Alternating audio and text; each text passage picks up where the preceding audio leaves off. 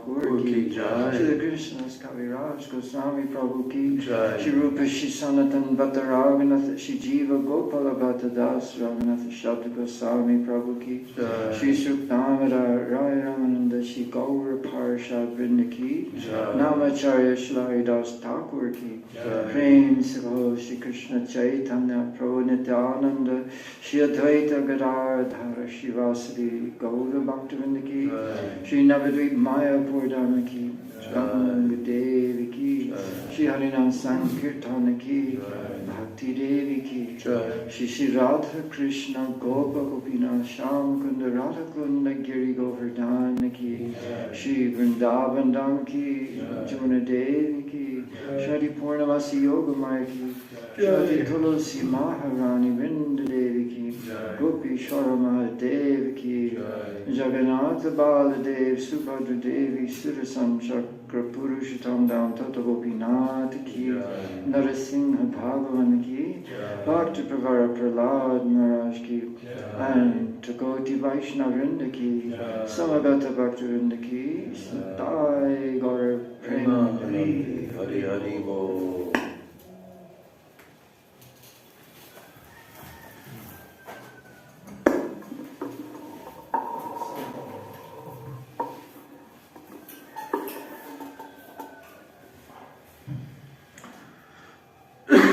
So today, very auspicious day, so auspicious that we could not resist switching our class day from Sunday to Saturday to accommodate this remembrance and glorification of Srila Narottam Das Thakur on his very appearance day.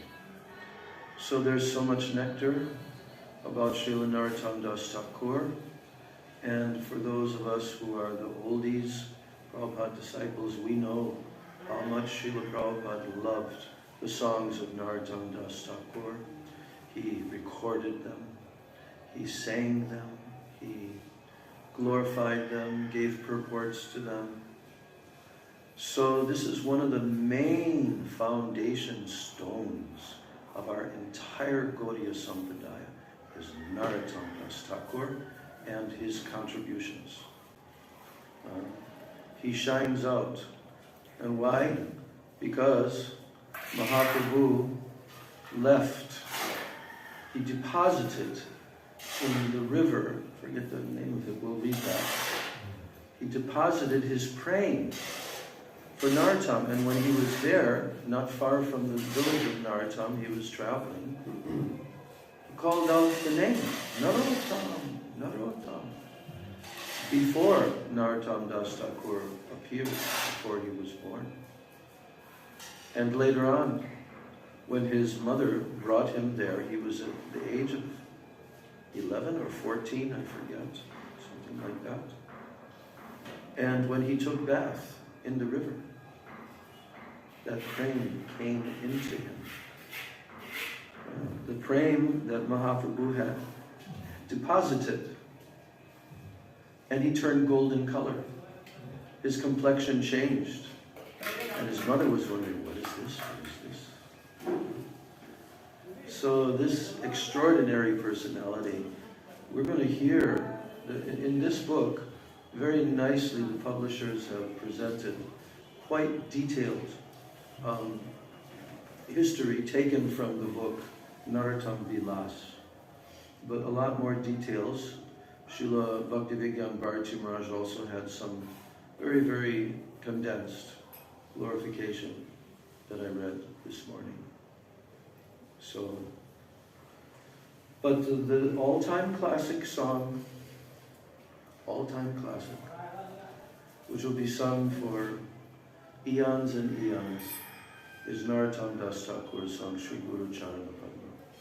We know how much this song meant to us because this song encapsulated our deepest meditation on our Srila Prabhupada. Every day we would sing it for Guru Puja. To this day they still do in ISKCON.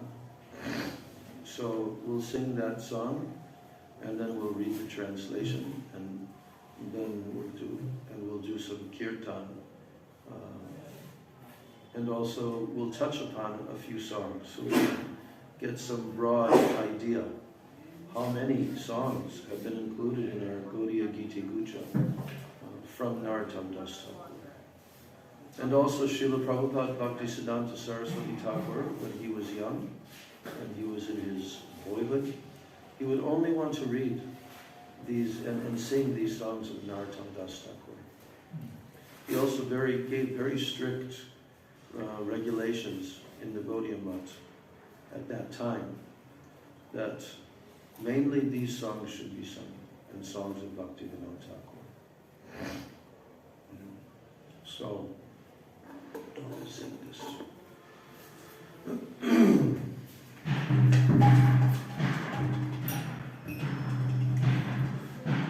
Shri Guru Charana Padma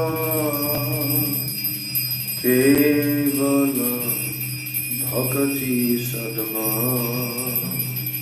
Shri Guru Charana Kevala Bhakati Shri Guru Charana Padma Kevala Bhakati Sadma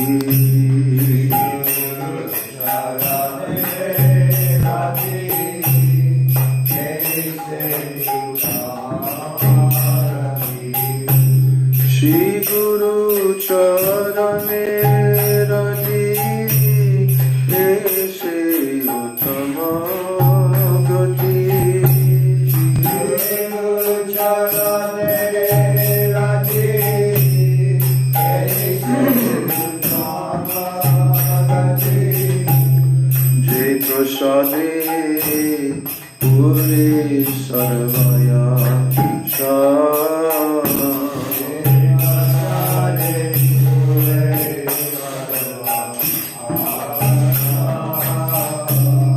prasade pure sarva asha.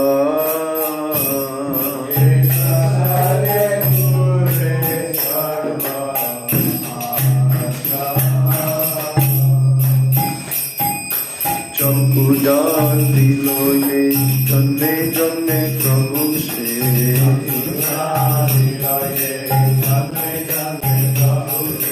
Chamkudan diloye janme janme prabhu se.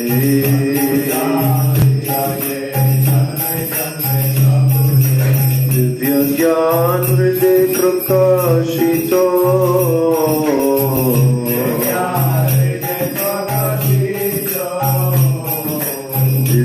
Gyan hriday prakashito.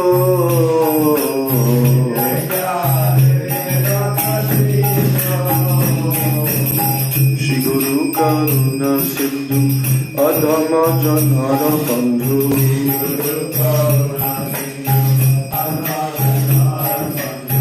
Lokanath Lokera Jivana.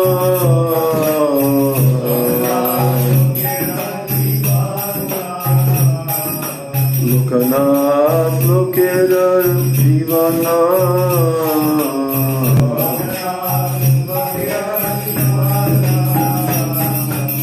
Shri Guru Karuna Sindhu Adhama Janhara Bandhu.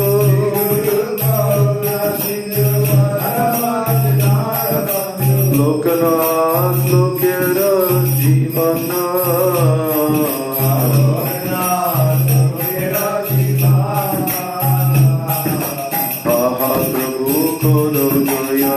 Deho more padachaya.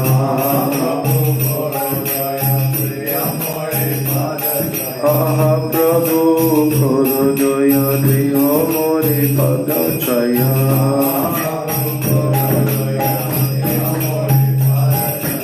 Ebe jash kusutri bhuvana.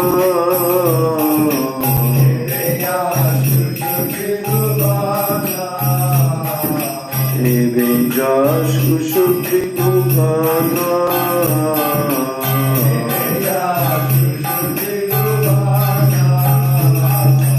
Prabhu Koro Doya. Deho More Padachaya.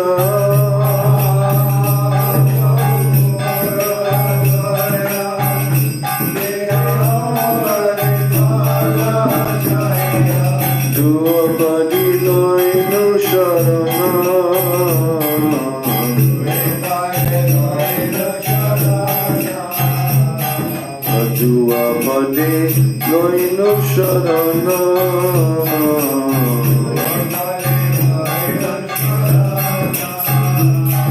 Gurudev Patita Pavana.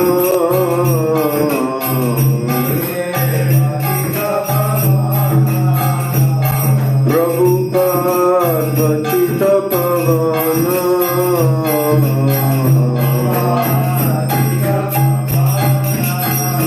Jaya Gurudeva, Gurudeva, Gurudeva, Jaya Gurudeva.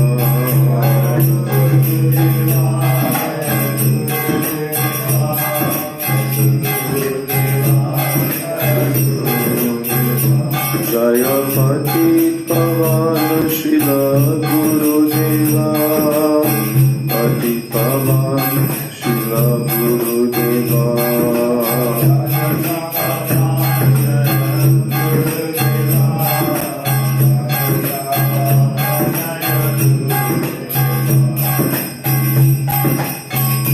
Jaya Prabhupada, Jaya Prabhupada, Prabhupada, Jaya Prabhupada.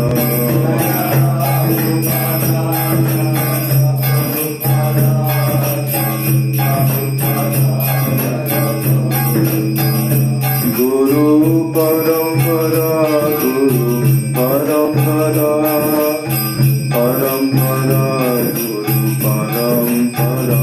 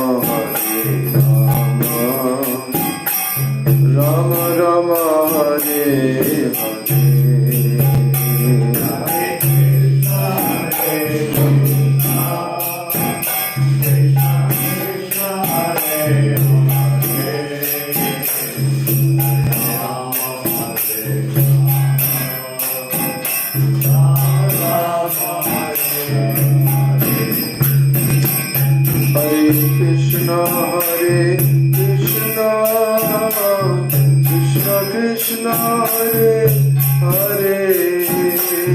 Hare Rama, Hare Rama, Rama Rama, Hare Hare.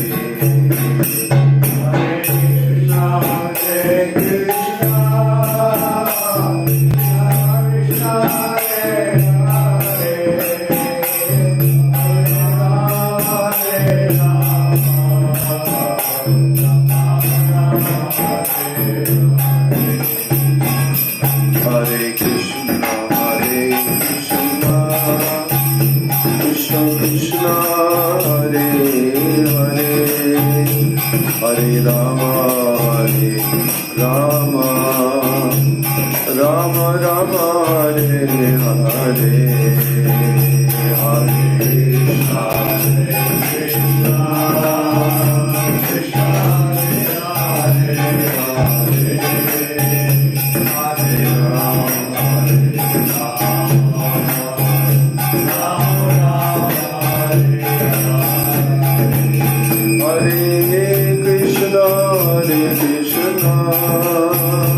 Krishna Krishna, Hare Hare, Hare Rama, Hare Rama, Rama Rama, Hare Hare, Hare Krishna, Hare Krishna, Krishna Krishna, Hare Hare, Hare Rama, Hare Rama, Rama Rama, Hare Krishna, Hare Krishna, Krishna Krishna, Hare Hare, Hare Rama, Hare Rama, Rama Rama, Hare Hare, Hare Krishna,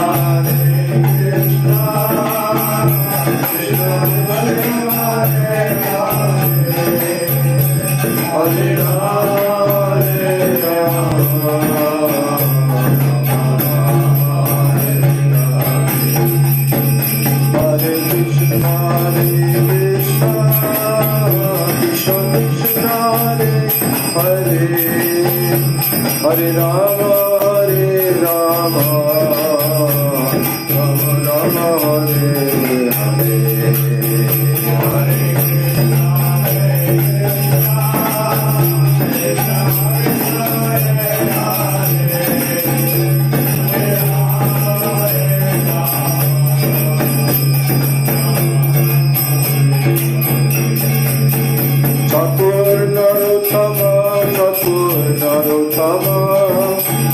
Narottama, Thakur Narottama,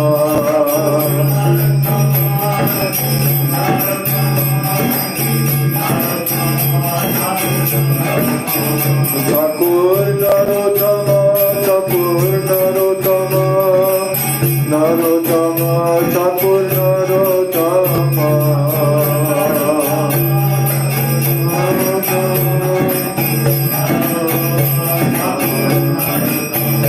Jaya Nitai, Jaya Gaur, Jaya Nitai, Jaya Gaur, Jaya Nitai, Jaya Gaur,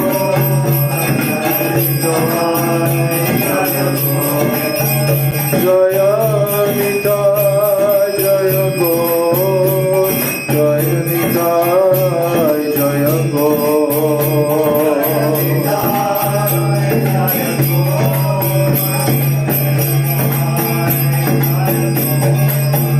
Jaya Sachinandan, Jaya Gaura Hari, Sachinandan, Jaya Gaura Hari,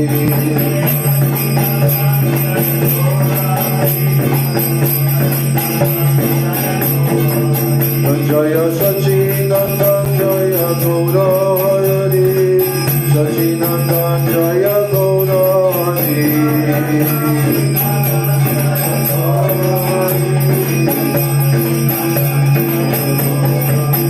Jaya Nitai Gauranga, Jaya Nitai Gauranga, Nitai Gauranga, Jaya Nitai Gauranga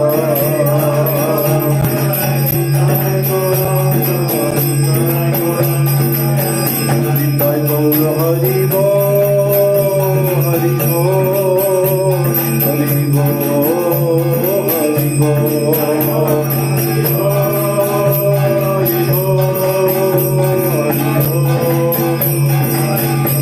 Jai Gaura Hari Bol, Hari Bol, Hari Bol, Hari Bol.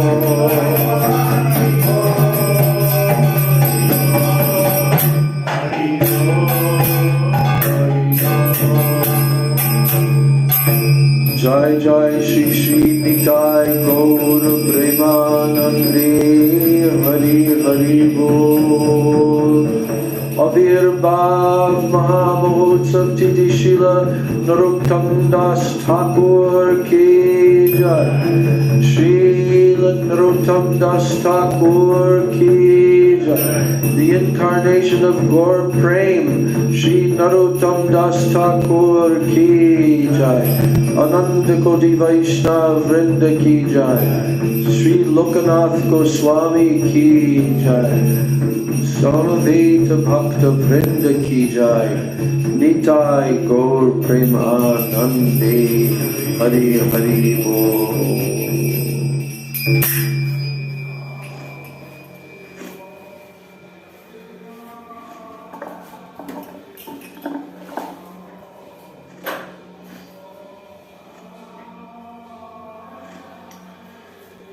Om Jnana Timirandasya Jnananjana Shalakaya Chakshurun Militam Yena Tasmai Shri Gurave Namaha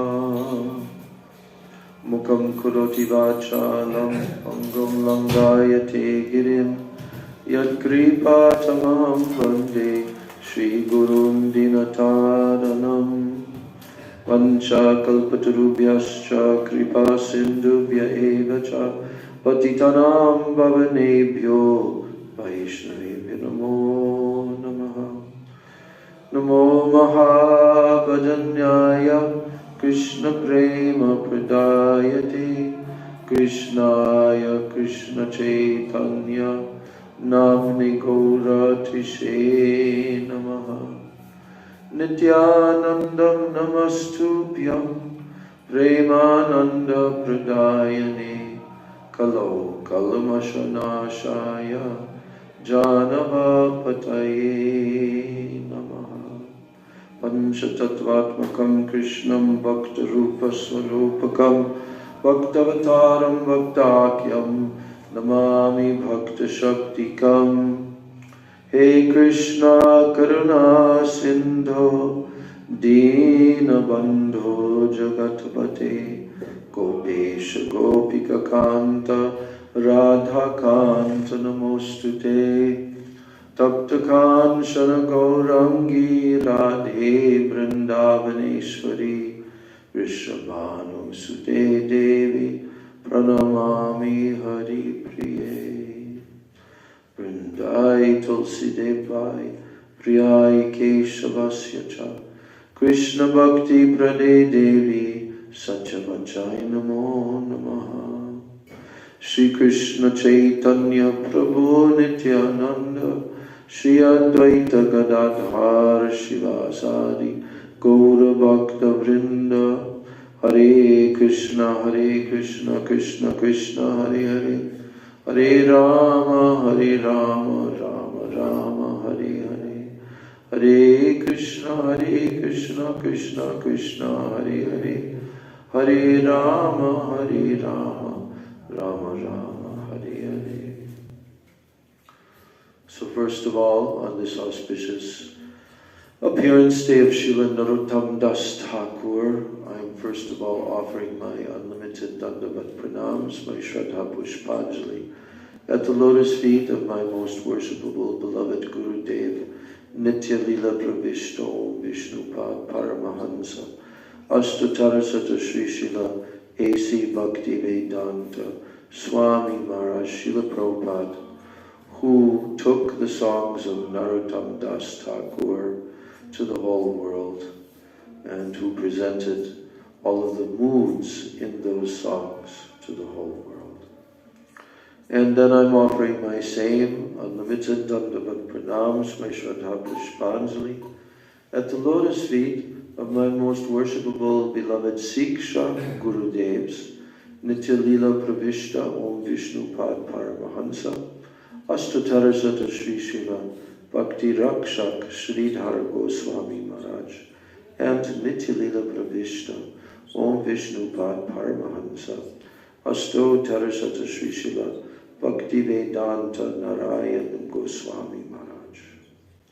I offer my Dandavat Pranams at the lotus feet of all of my Sri Sri Rupanuga Guru Varga, especially to Sri Srila Narottam Das Thakur on his divine appearance day.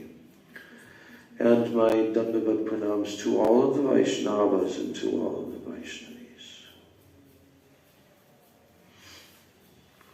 So one of the most famous and glorious pastimes of Narottam Das Thakur, which we're going to read and hear the details of it, is the Keturi Gram festival.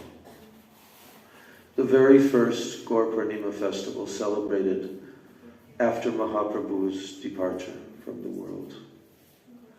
And of course Narottam Das Thakur and his cousin Santosh.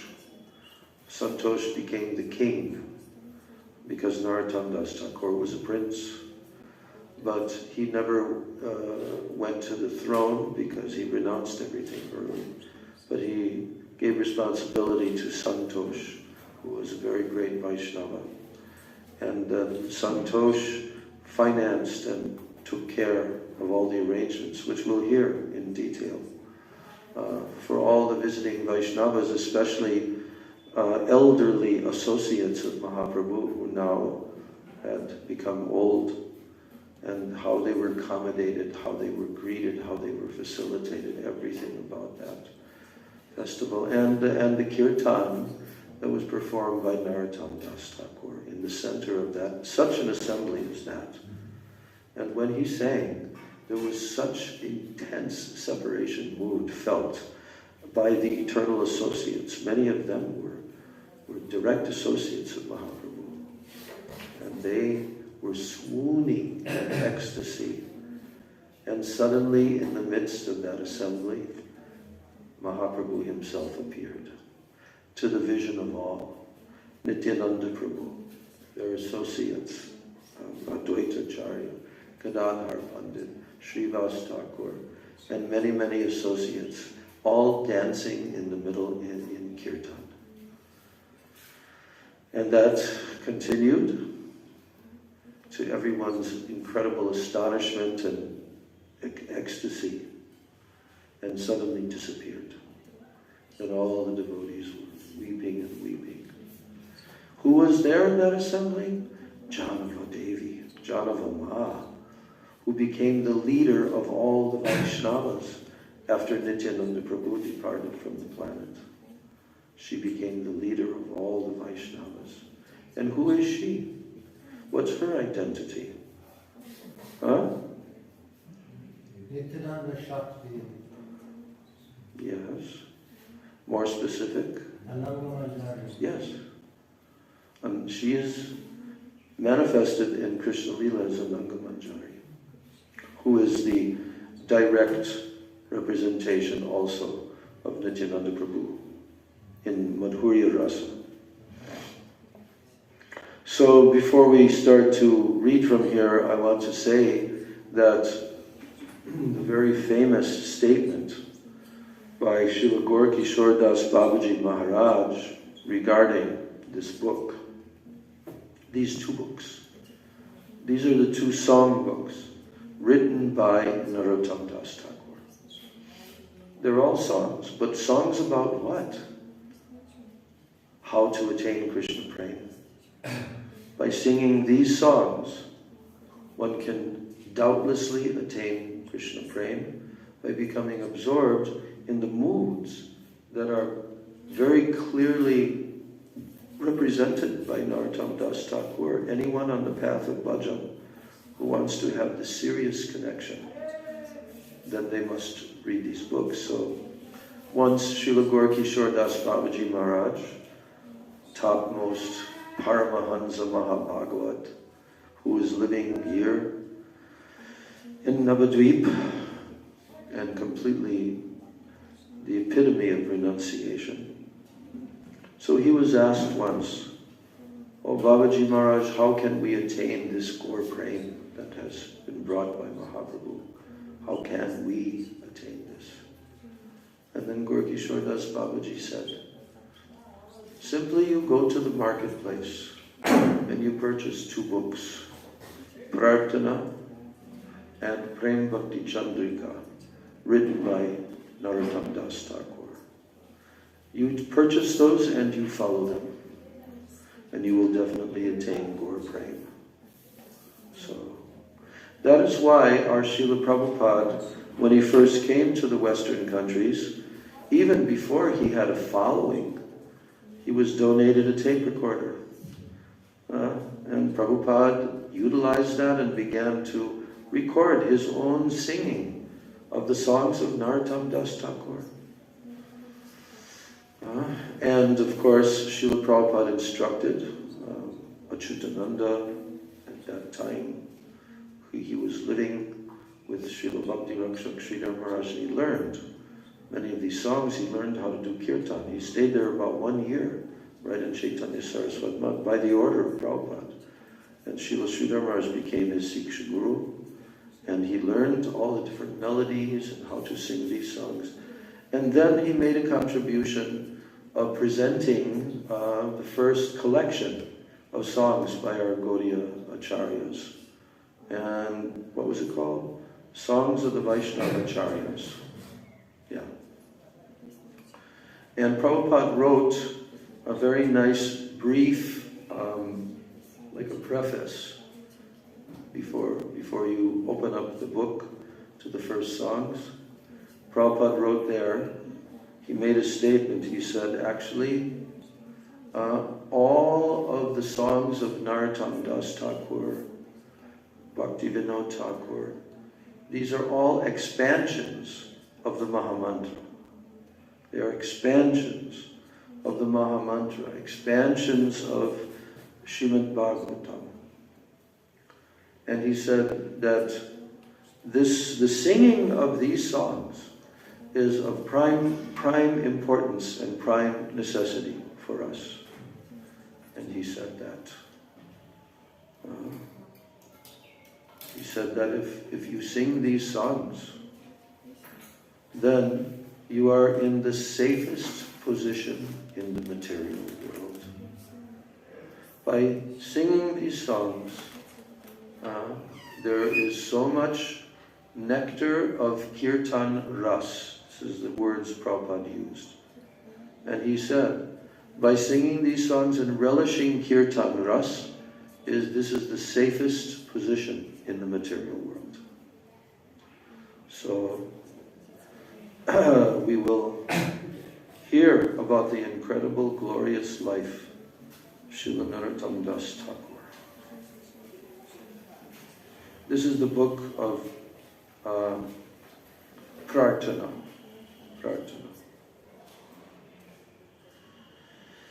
And there's a nice brief foreword by Mahanidhi Swami. This book was produced a long time ago. There's no date here. Touchstone Media.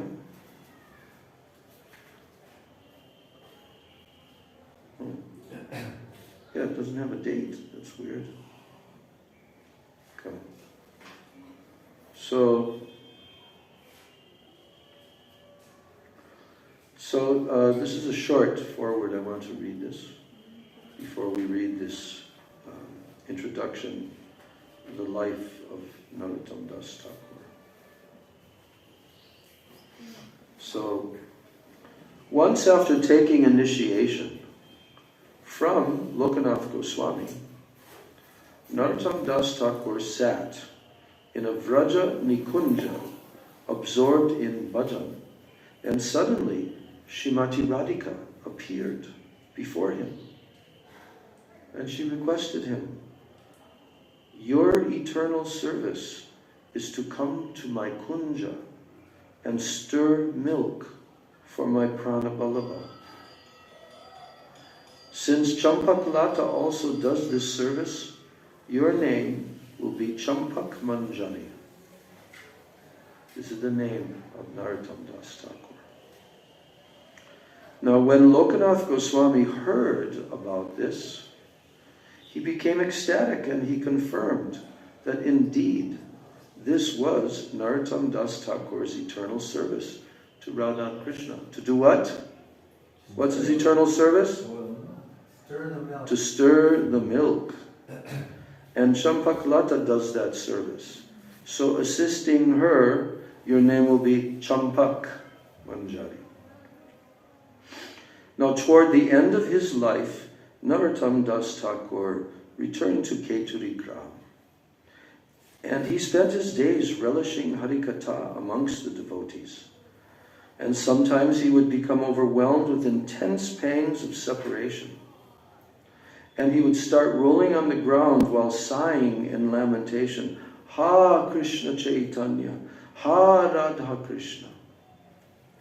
So Prarthana and Prem Bhakti Chandrika, the two most prominent works of Narottam Das Thakur, in reality the outpourings of a pure heart crying in separation from Gauranga Mahaprabhu and from Radha Govinda. The bhajans in these books are full of humility and eagerness and anxiety for devotional perfection. Singing these songs causes the mind to reflect the mood of pure devotion and the heart to feel intense separation from Radha and Krishna. So Prarthana by Srila Thakur Mahashai, as Narottam Das Thakur was later known, contains many Bengali bhajans glorifying Sri Guru, Gauranga, Mahaprabhu and Radha Govinda. His songs are rich blends of sweet music and profound poetry. They represent the pure spiritual emotions of an aspiring sadhak, and they also represent the ecstasy-filled ras bhavs of a siddha saint or a perfectly realized premi bhakta. Srila Bhaktisiddhanta Saraswati Thakur, he used to tell his disciples that to attain the perfection of life, they must know, practice, and realize the teachings contained within these books: Prarthana, Prem Bhakti Chandrika, and Upadeshamrita. With its transliterated Bengali and its accurate translations, this present English edition of Prarthana is a most pleasing addition to the ever-expanding ocean of nectar now available to sincere souls seeking the essence of life, Krishna Prem. We sincerely hope that all humble Vaishnavas will dive into this ocean and float happily in waves of bliss. So now, the table of contents here, I'm going to give this as an overview so we understand what this book contains. Now, the first section is called Lalasa Mai. And guess what the first song in this entire book is?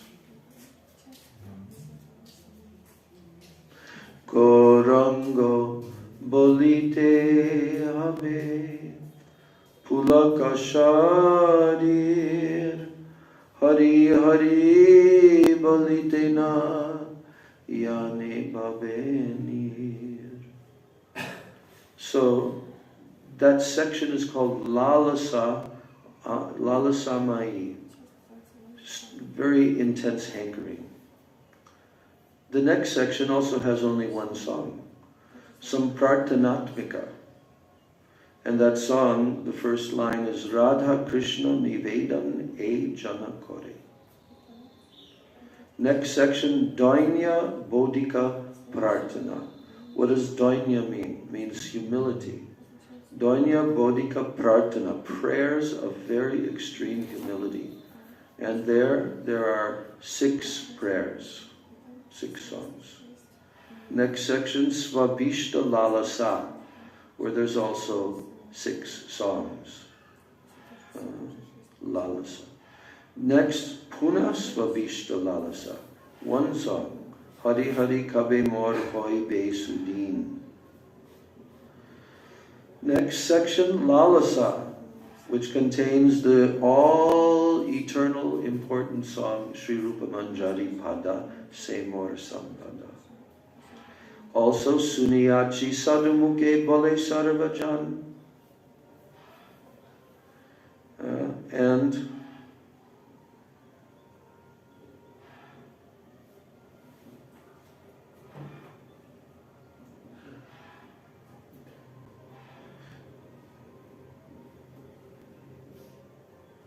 all right, so that section comes, that's Lalasa, titled Lalasa. There's about 8 songs.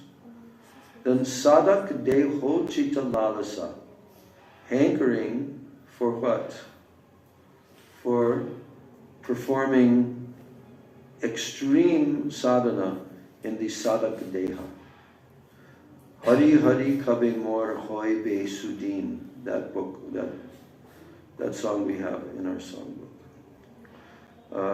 Next is Sadak Deho Chita Sri Vrindavan Vas Lalasa.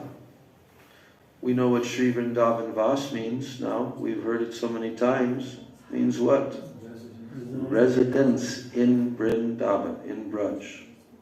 So this section is where the sadhaka, in his Sadak Deha, he is lalasa. Lalasa means he's hankering so much for Sri Vrindavan Vas. And in that section, 4 songs. Next section, Savilap Sri Vrindavan Vas Lalasa, 1 song. Ar ki emona dasha hobe. Next section, Mathura Virahochita Darshana Lalasa, 2 songs. Kabe Krishna Dana Pavo, Hiar Majari Tabo, Toba. And E Bara Paile Deka, Charana Dukami. Next is Vasanti Ras section.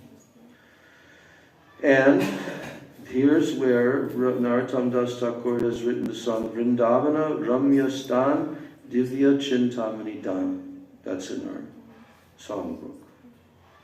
And also Kadamba Taruna Dal Namiyache Bhume Balo. So Vasanti Ras means the springtime rasa dance in Vrindavan. Next section, Sva Nishta.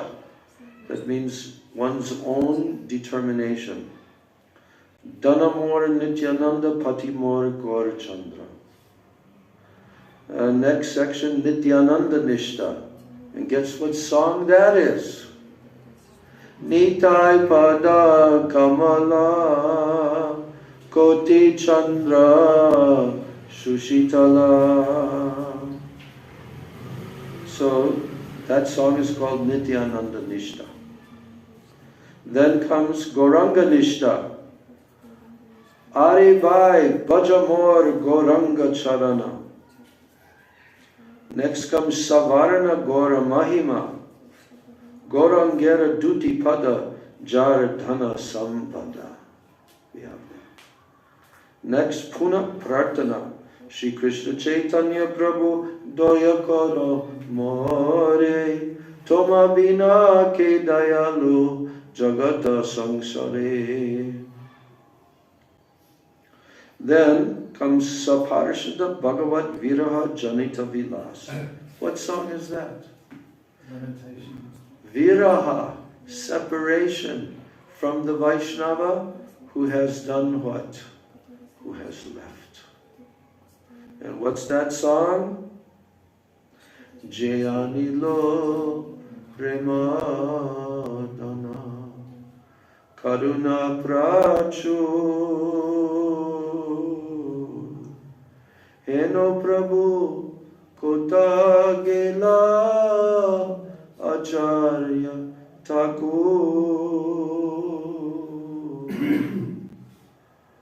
Who is the Acharya Thakur being referred to in this song?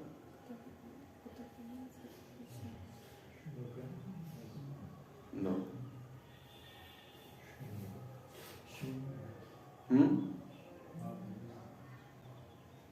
Srinivasacharya. Some persons think that it's Advaitacharya, but it's not. It's Srinivasacharya.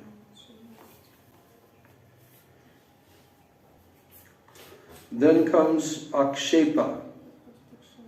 Here's one of my all-time favorite songs of Prabhupada. When he sang this song, this is one of my all-time favorites of his. Korapaho Nabajia Mainu Ami Gorapaho Nabajia Mainu. This is on the Krishna Meditations album. Yeah. Yes. And also Hari Hari Ki Mor Karama Anurata. Then Vaishnava Mahima. What is that song? Vaishnava Mahima. Thakura Vaishnava Pada Avanira Susambhada. That's in our book. Then Vaishnava Vigyapti. Thakur Vaishnava Gan Kori E Nivedan. And then Ebara Karuna Koro Vaishnava Gosai. Very famous, this one. And Kirupe Paibo Seva Mui Durachar. Then comes Sri Rupa Rati Manjarya Vigyapti. Sri Rupa Rati Manjarya Vigyapti. Radha Krishna Sevan Mui Jivane Marane. Then comes Saki Vrinde Vigyapti. Radha Krishna Pranamor Jugala Kishore. Gurudev taught us that one. Gurudev emphasized that song. Radha Krishna Pranamor Jugala Kishore. What's the next line? Radha Krishna Pranamor. Jivane Marane Gati Ar Nahi More. Then comes Siddha Dehena Sri Vrindavan Aishwaryam Sakshat Vigyapti. Praneshwari Ebara Karuna Koromore. And Aruna Kamaladala Shesha Vichaibo. And then the last section is called Sri Krishna Vigyapti. It has 7 songs. Prabhu he e bara karaho karuna. Ajira se badara nishi. Govinda Gopinath kripa kori raka nijapade. Mor Prabhu Madana Gopal. Hari Balabhar Madan Mohan Hera Bogo. We have that song in our songbook. Hari Balabhar Madan Mohan Hera Bogo. Hari Hari Koto Din Heno Dasha Habe. Here He Nagarabara Shuna He Murli Dhara. So there we get the overview. And now we begin to read the life and times of Paramahansa Srila Narottam Das Thakur Mahashai. Are you ready to hear this short synopsis biography of his life? Very exciting. The biography of Srila Narottam Das Thakur is fully described in Bhakti Ratnakara, in the book Narottam Vilas, in Prem Vilas, and in Narottam Charitra. Now the following is a summary of the life and the times of Srila Narottam Das Thakur, taken from the above aforementioned books. In Narottam Vilas, compiled by Srila Narahari Thakur, it is narrated as follows, quote, "One day, while Sri Chaitanya Mahaprabhu was dancing with his associates during Sankirtan, he suddenly looked in the direction of Sri Keturi village. Then a peculiar look appeared on his face.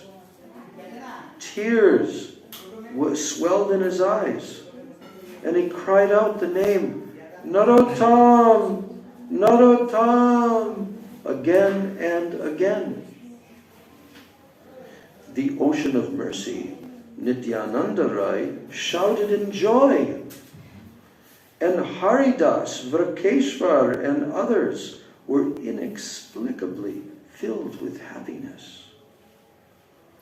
So witnessing the unusual behavior of the Lord, the devotees began talking amongst themselves, and they said, 'Prabhu is repeatedly calling out the name of someone called Narottam. It seems that this Narottam is extremely dear to the Lord. Perhaps he is about to take birth soon.' Then another said, 'Oh, who is that fortunate man who will have such a son?' Then another associate said, 'The woman who bears him within her womb is the most fortunate lady in the world.' And another said, 'Obviously, the Lord has plans for this Narottam to fulfill his mission.' So in this way, the rumors of the appearance of Narottam spread far and wide. Now on the bank of that river, what was the name of that river? Padmavati. Padmavati River. This was in the town of Gopalpur. And there was a personality who lived there, and he was a king. What was his name? Krishnananda Datta. And his older brother was Purushottam Datta. The wealth and the fame of these two brothers was beyond compare. And in the month of Magh, on the full moon day, that's today, on the full moon day, circa 1531 AD, 1531 AD, Srila Narottam Das Thakur took his birth. So Mahaprabhu appeared in 1486, right? And at the age of 24 years of age, he took sannyas, which was what year? 24, 86, 86 means 96. So that's 14 years plus 10 years. 1510. And then 1510, then Mahaprabhu took sannyas and he stayed 24 more years. So that would be 1534. And Narottam Das Thakur took birth in 1531, 3 years before. Yeah, Mahaprabhu. Today's the anniversary of Sri Chaitanya Mahaprabhu's sannyas.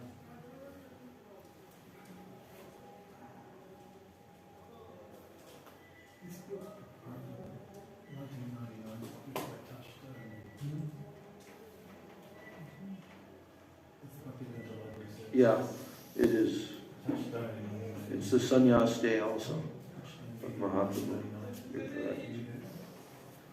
And it's also, yeah, okay, Shri Krishna's Madhura Utsava. Okay. Jai Gaur. there's some big festival that takes place. No, that's in Kartik time. When Mahaprabhu came to Braj. Yeah, that's during Kartik time. And they go all around with this big, like, setup of lights and sound, and they're singing again and again and again. They're repeating a very beautiful, short statement about how sweet that Mahaprabhu has now come to Braj. Okay, so now Srila Narottam Das Thakur took his birth, and seeing many auspicious omens surrounding the birth of his son, Raja Krishnananda was very pleased, and he gave lavishly in charity to the Brahmanas. The Brahmanas, seeing all the auspicious signs surrounding the child's birth, prophesied that the boy was a highly perfected soul and also a great personality, by whose influence many people would be delivered. So just as a crescent moon gradually becomes full, so the king's son grew more effulgent and beautiful with each passing day. His bodily luster was just like molten gold, and his eyes were large and shaped like lotus petals.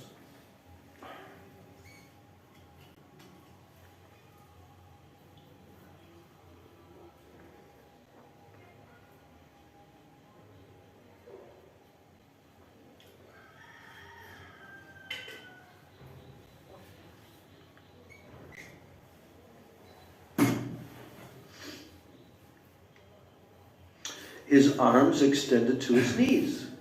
What's that called? Nyagroda Parimandala. Yes. And he had a deep navel. All these are the bodily symptoms of a Mahapurusha, a great personality. All the local townspeople, they used to gather to take darshan of the beautiful and saintly child. Now soon the boy's Annaprashana, or his grain-eating ceremony, was held. And at that time, in order to ensure auspiciousness and a bright future for his son, King Krishnananda gave much charity. The king's wife's name was Narayani Devi. And having given birth to such a wonderful son, she was floating in the ocean of ecstasy. She always kept the boy close to her and was always concerned for his well-being, caring for him constantly. The boy was extremely peaceful. Wherever his mother put him, he would quietly stay put. Within the ladies' quarters, the ladies used to nurture and care for the child with great ecstasy. And gradually the day of his entrance into school, which is called Hatekari, it approached. And as his schooling went on, everyone was astonished at his amazing intelligence. He was a Shruti Dhara. Simply by hearing a subject once from his gurus, he would commit to memory. In only a short time, he mastered the study of Sanskrit grammar, poetry, rhetoric, and became expert in many different scriptures. But gradually, he saw as useless any knowledge which did not promote Hari Bhajan. And soon he lost interest in everything but Krishna consciousness. He found that in previous times, the learned who understood what real knowledge is, they left everything, renouncing the world of birth and death. And they went off to the forest in order to worship the Supreme Lord Hari day after day. So Narottam now began to think of how he could become free from family life and constantly engage himself in the Lord's service. He was indifferent to all material enjoyment. Where most children usually like to play, he was uninterested in playing games. And at this time, hearing the glories of Sri Nityananda and Sri Gauranga from the lotus lips of the devotees of the Lord, his heart was filled with spiritual joy. As if he had been given new life, he felt great ecstasy. Within a few days of hearing the wonderful qualities of Gaur and Nityananda, he began to chant their holy names in japa day and night. One night, the merciful Sri Gaur Sundar, surrounded by his eternal associates, appeared in Narottam in a dream to Narottam, and they gave him darshan. So after this, in order to understand how to become free from family life, Narottam Das Thakur began to think day and night of how he could go to Vrindavan. Narottam had prayed, Hari Hari Kabe Habo Vrindavanavasi. O Hari, when will I become a resident of Vrindavan? When will I serve the beautiful divine couple in Vrindavan with tears in my eyes? So in this way, Narottam would constantly sing. And upon seeing Narottam's indifference to all sense pleasure and his intense renunciation, King Krishnananda and Narayani Devi began to think about what to do with him. And seeing that he was not inclined towards family life, and that he might soon unexpectedly leave home to go to Vrindavan, they became very worried. They employed a guard to watch over him so that he could not leave. Narottam Das saw that the difficulties involved in escaping were becoming more impassable than the Himalayas, and thought that he might never be able to go to Vrindavan and absorb himself in the worship of the holy feet of Sri Gauranga. So thinking only of how to get the mercy of Sri Gaur Nityananda, he began to pray very earnestly for guidance from them. And so it came to pass that some messengers came from the ruler of Bengal, informing King Krishnananda that the ruler of Bengal wanted to meet with him. And in order to meet with the ruler of Bengal, Raj Krishnananda and his brother Purushottam Datta set out on a long journey to the court. So Narottam took advantage of the moment, thinking it to be a good opportunity to leave home. At that time, he secretly left his mother and his protectors. He turned towards Vrindavan and began his journey to that holy land. And it was on the full moon day in the month of Kartik that Narottam Das Thakur left his family behind. Passing through Bengal in a short time, he soon found himself on the road to Mathura. All the other pilgrims he would meet were very affectionate toward Narottam, as they could recognize him as the son of the king. And he would sometimes live by drinking milk, and sometimes would eat the roots and the fruits as he went along. His constant hankering to see Vrindavan made his hunger and thirst go away.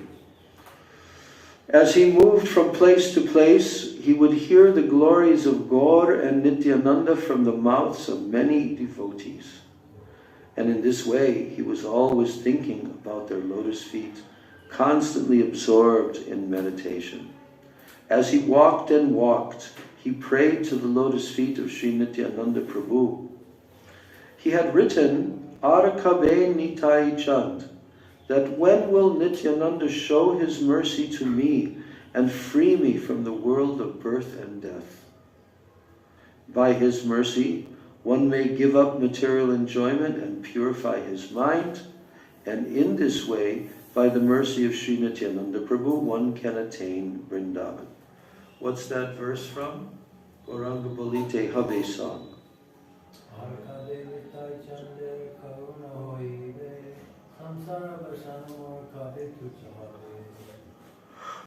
And then the next verse.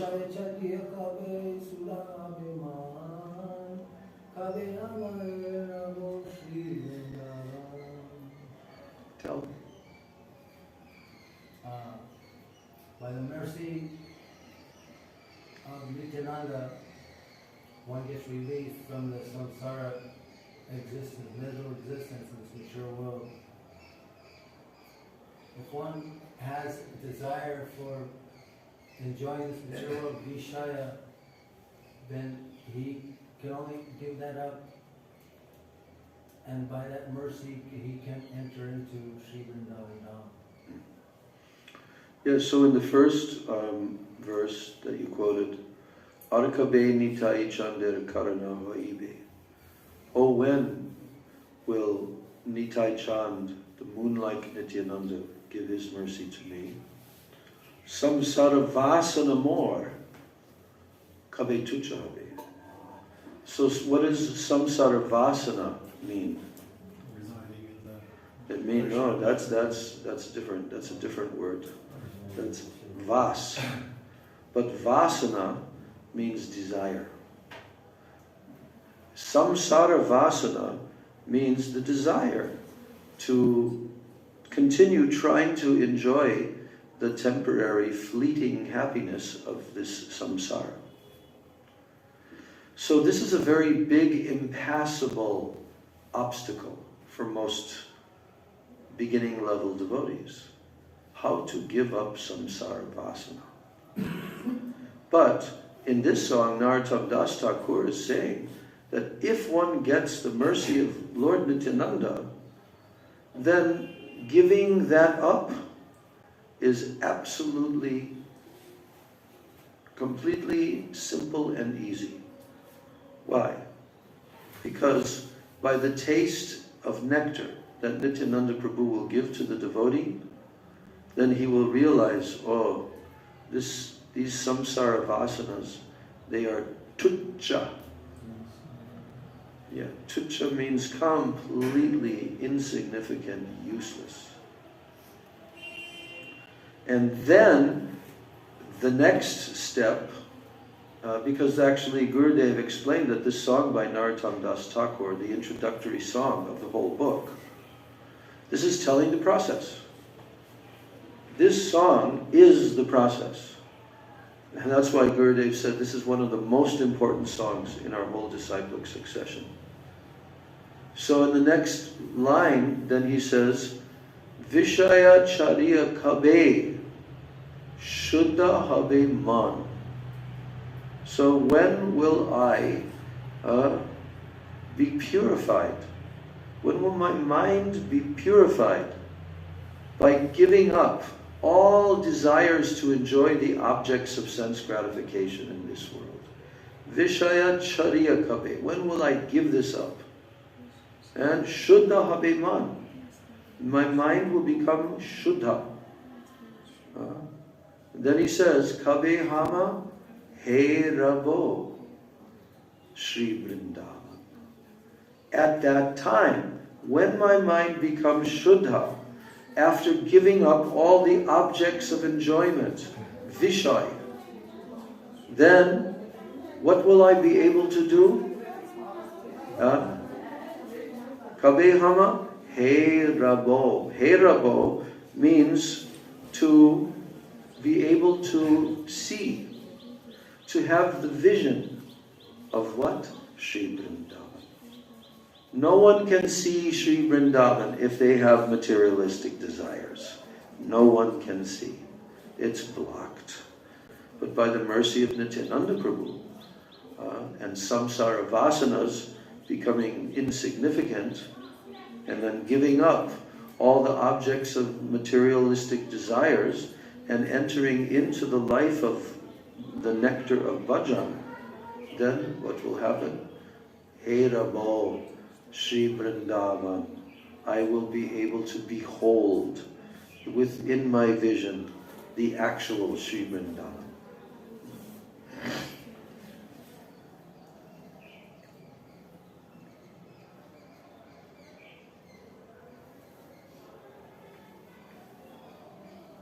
So as he walked and walked, he prayed to the lotus feet of Sri Nityananda Prabhu.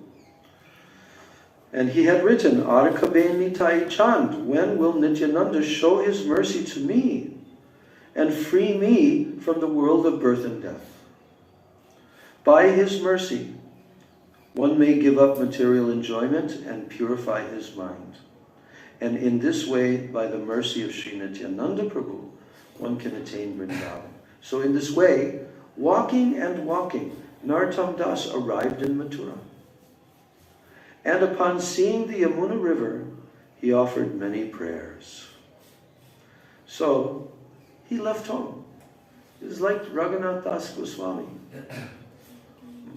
But he went to Vrindavan. Raghunath Das Goswami went to Mahaprabhu directly in Puri. But Narottam Das Thakur went to Vrindavan. So he in walking and walking, Narottam Das arrived in Mathura, and upon seeing the Yamuna river, he offered many, many prayers. Then by remembering the names of the 6 Goswamis, headed by Sri Rupa and Sri Sanatan, he began to weep in ecstasy. Gradually he came to Vrindavan itself, and he entered into that holy land. He was sent by Sri Jiva Goswami to serve the lotus feet of Lokanath Goswami. So he met Jiva Goswami and became his Siksha disciple, along with who? Srinivasacharya and Shamananda. And they became the Prabhu Tri, the 3 Prabhus. But Narottam Das Thakur had not taken initiation yet. So who did Jiva Goswami send him to take initiation from? Very elevated, elderly associate of Sri Chaitanya Mahaprabhu, Lokanath Goswami,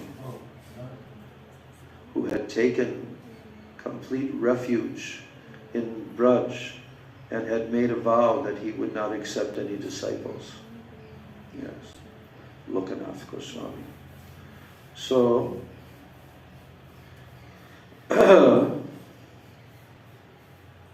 so he was sent by Sri Jiva Goswami to serve the lotus feet of Lokanath Goswami. Now Lord Chaitanya Mahaprabhu had already foretold the initiation of Narottam Das Thakur by Lokanath Goswami before the appearance of Narottam Das Thakur. In the book Narottam Vilas, it is stated, quote, "Within a short period of time, a prince named Narottam will become your disciple. He will be a gifted devotee, full of love and devotion, and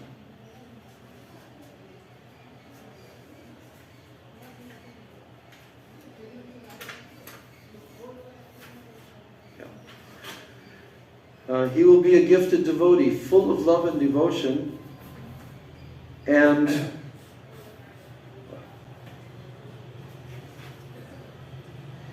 also empowered to save the fallen conditioned souls from hellish life.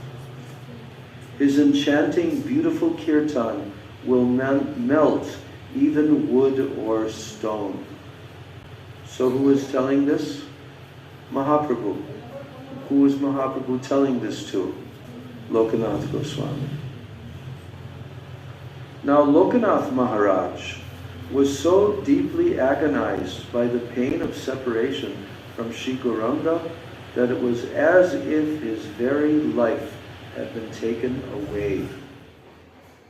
So Narottam offered his obeisances to the lotus feet of Sri Lokanath. And then Lokanath asked him, "Who are you?" And Narottam said, "I am your fallen servant. I wish to serve your lotus feet." And Lokanath replied, "How can I, who am unable to serve Gaur Nityananda, how can I accept any service?" It so happened that Lokanath Goswami was determined not to accept any disciple. So, following this vow, he declined to accept Narottam Das as his disciple. But, was Narottam going to take no for an answer? But Narottam Das Thakur was very determined to have the shelter of Srila Lokanath Goswami. So after this, Narottam Thakur would secretly go in the middle of the night to the place where Lokanath Goswami would pass stool and urine. And Narottam Thakur would cleanse the spot, maintaining everything there very nicely. And after a year of serving in this way, his service was recognized by Lokanath Goswami, and he bestowed his mercy upon Narottam Thakur. So on the full moon day of the month of Shravan, he initiated Narottam Thakur as his disciple. Narottam Das Thakur, he used to eat by practicing Madhukari. And he would study the Goswami scriptures under the guidance of Sri Jiva Goswami. And Srinivasacharya was his dear friend. And together the two of them used to study under Srila Jiva Goswami. At that time, Shyamananda Prabhu arrived from Gauda Desh. And he also began studying the Goswami scriptures under the guidance of Sri Jiva Goswami. These three, with one mind, they performed their bhajan in Vrindavan. And yet they felt that their inner aspiration had not attained its complete fulfillment. So one day Sri Jiva Goswami called the three of them to him, and he said, "In the future, you must preach the message of Srimad Mahaprabhu far and wide. And taking the literature of the Goswamis, you must quickly go to Bengal and begin preaching." So now begins their epic journey. Now the three of them, Narottam Das Thakur, Srinivasacharya, and Shyamananda Prabhu, they gave up their residence in Vrindavan and they accepted the order of their guru on their heads. So taking the treasured scriptures of the Goswamis with them, they started on their journey to Bengal. And as they continued on their way, gradually they came to Vana Vishnupur. And in Vana Vishnupur lived a king of dacoits and thieves whose name was Sri Birhambir. Do you know that in the Radha Damodar temple courtyard, there's a samadhi of him and his queen there. King Birhambir. It's there. So, at night, in Vana Vishnupur lived a king of dacoits and thieves named Sri Birhambir. At night, he had the scriptures stolen, thinking them to be a treasure of some kind. Do you know why? Yes, he had an astrologer. And the astrologer said, they are carrying very, very invaluable treasures. So, at night he had the scriptures stolen, thinking them to be a treasure of some kind. These scriptures is described by Bhaktivedanta Bharati Maharaj that they were kept inside of iron chests, very strong iron chests. But these dacoits in the middle of the night, they swooped down and carried them away. Now when they awoke in the morning and they saw the scriptures stolen, then Narottam Das Thakur, Srinivasacharya, and Shyamananda Prabhu felt as if their heads had been hit by a thunderbolt. Miserable beyond description, they all began searching in all four directions for the scriptures. And finally news came to them that King Birhambir had stolen the books and was keeping them hidden in his royal storehouse. So at this, it was decided among the three that Sri Shyamananda Prabhu should head for Utkal, and Narottam started for Keturi Gram, while Srinivasacharya stayed behind, thinking of some ways to deliver the Goswami's books from the king's storehouse. So now, in order to see the holy birthplace of Sri Chaitanya Mahaprabhu, Narottam went quickly to visit Navadvip. And arriving there, he began chanting, O Gaura Hari, O Gaura Hari. He began chanting this on the banks of the Ganga, hundreds and hundreds of times, and he offered many prayers to the Lord. Then, sitting beneath the shade of a tal tree, he began to wonder, where is the actual place of Sri Chaitanya's birth? And he sat there for some time, thinking of what to see next. So just then, an old Brahmin happened to walk by Narottam. And then Narottam rose to his feet to show respect to the Brahmana. And the Brahmin said, Baba, from where you have come? What is your name? Then Narottam introduced himself and expressed his desire to see the holy birthplace of Sri Chaitanya.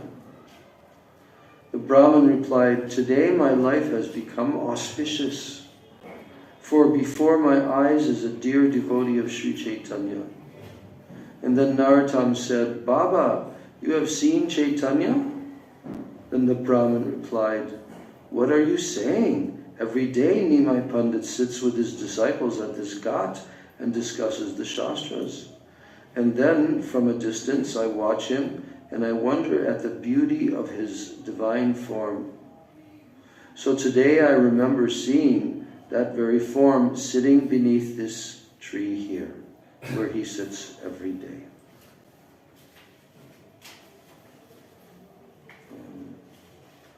I want to request that you can read for a few pages.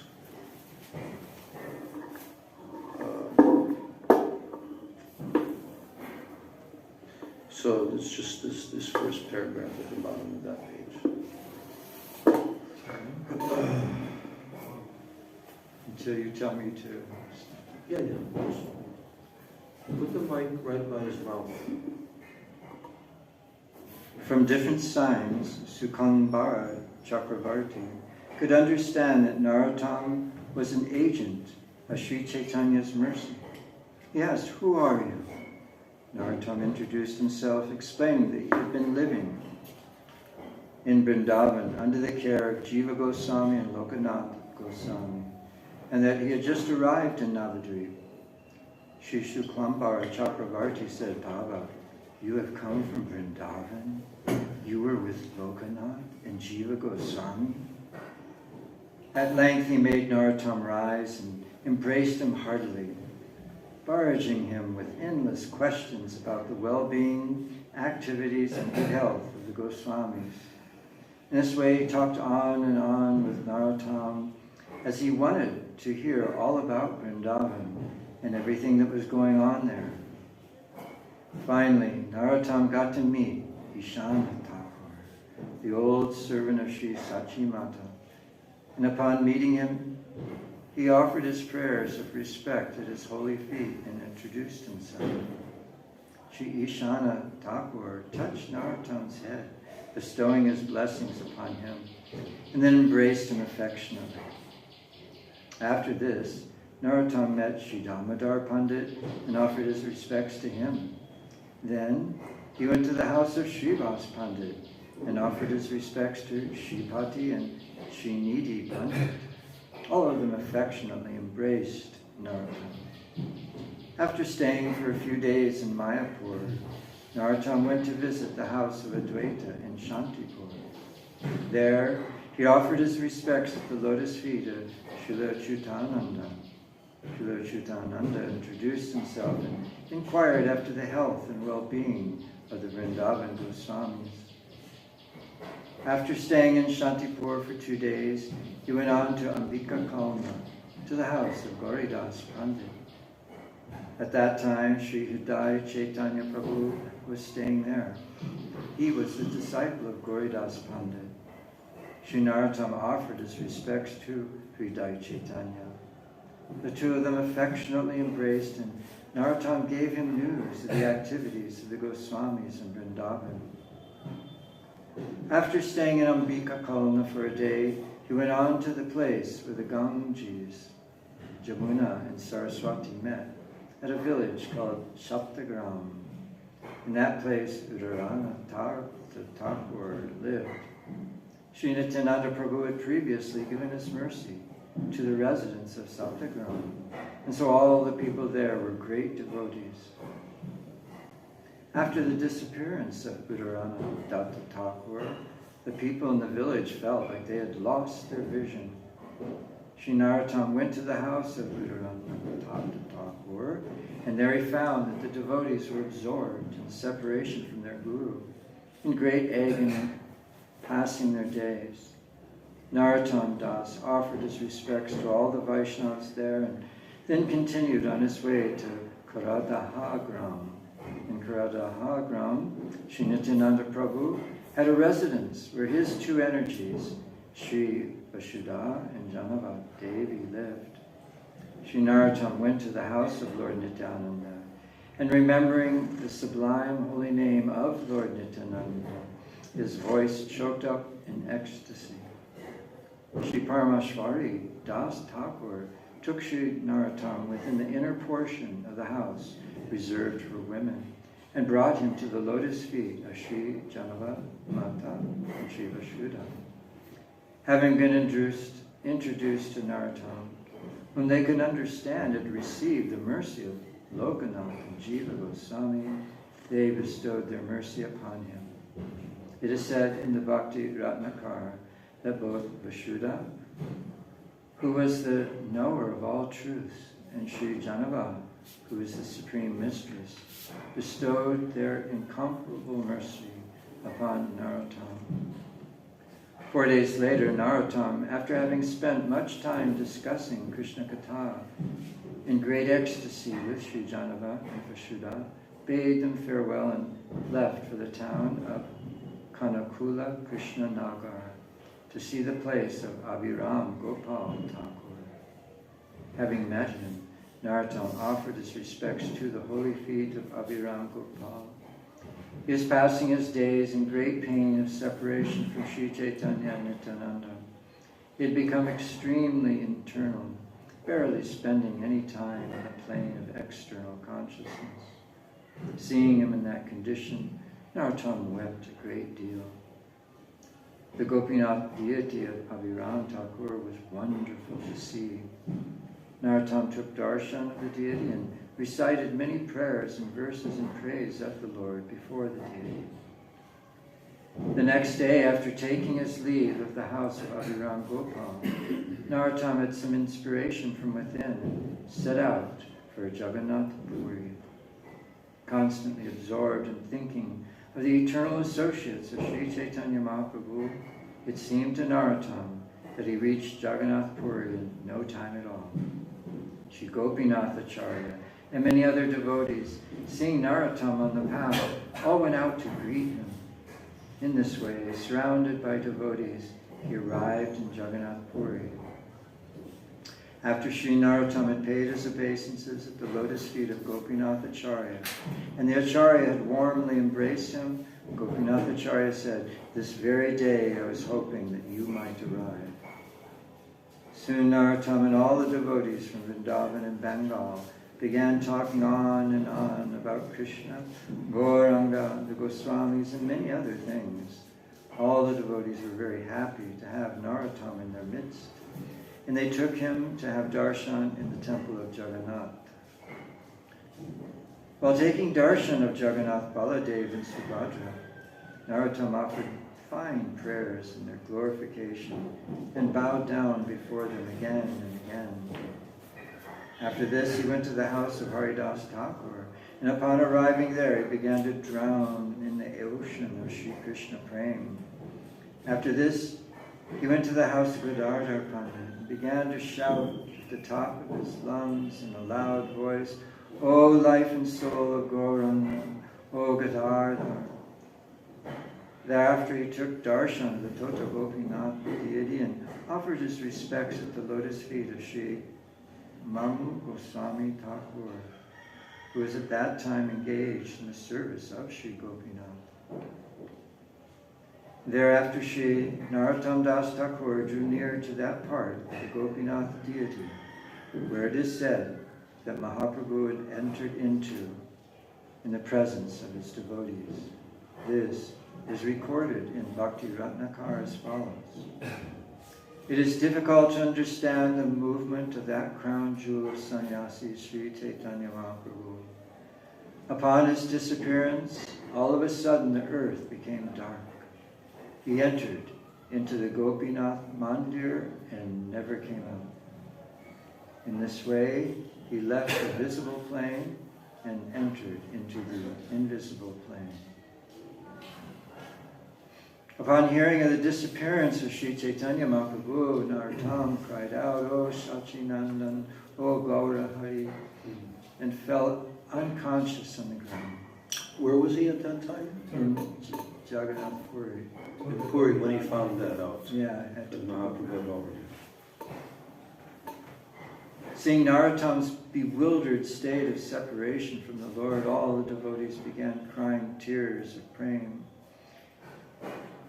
After this, Narottam went to the house of Kashi Mishra, took darshan under the generous lotus feet of Sri Gopal Guru Goswami, and saw the deities at the Radhakanta temple. After this, he went to the Gundicha temple for darshan, remembered the Lord's pastimes in the Jagannath Vallabha gardens. Then he visited the Narendra Sarovar and many other places. After a few days, having experienced great transcendental bliss in the association of the devotees of Jagannath Puri, and having visited all the places of Sri Chaitanya Mahaprabhu's pastimes, he took his leave from the devotees and left for Sri Nrsimhapur. Once there, he went to Shamananda Prabhu's house. Seeing Narottam after such a long time, Shamananda Prabhu was floating in the ocean of ecstasy.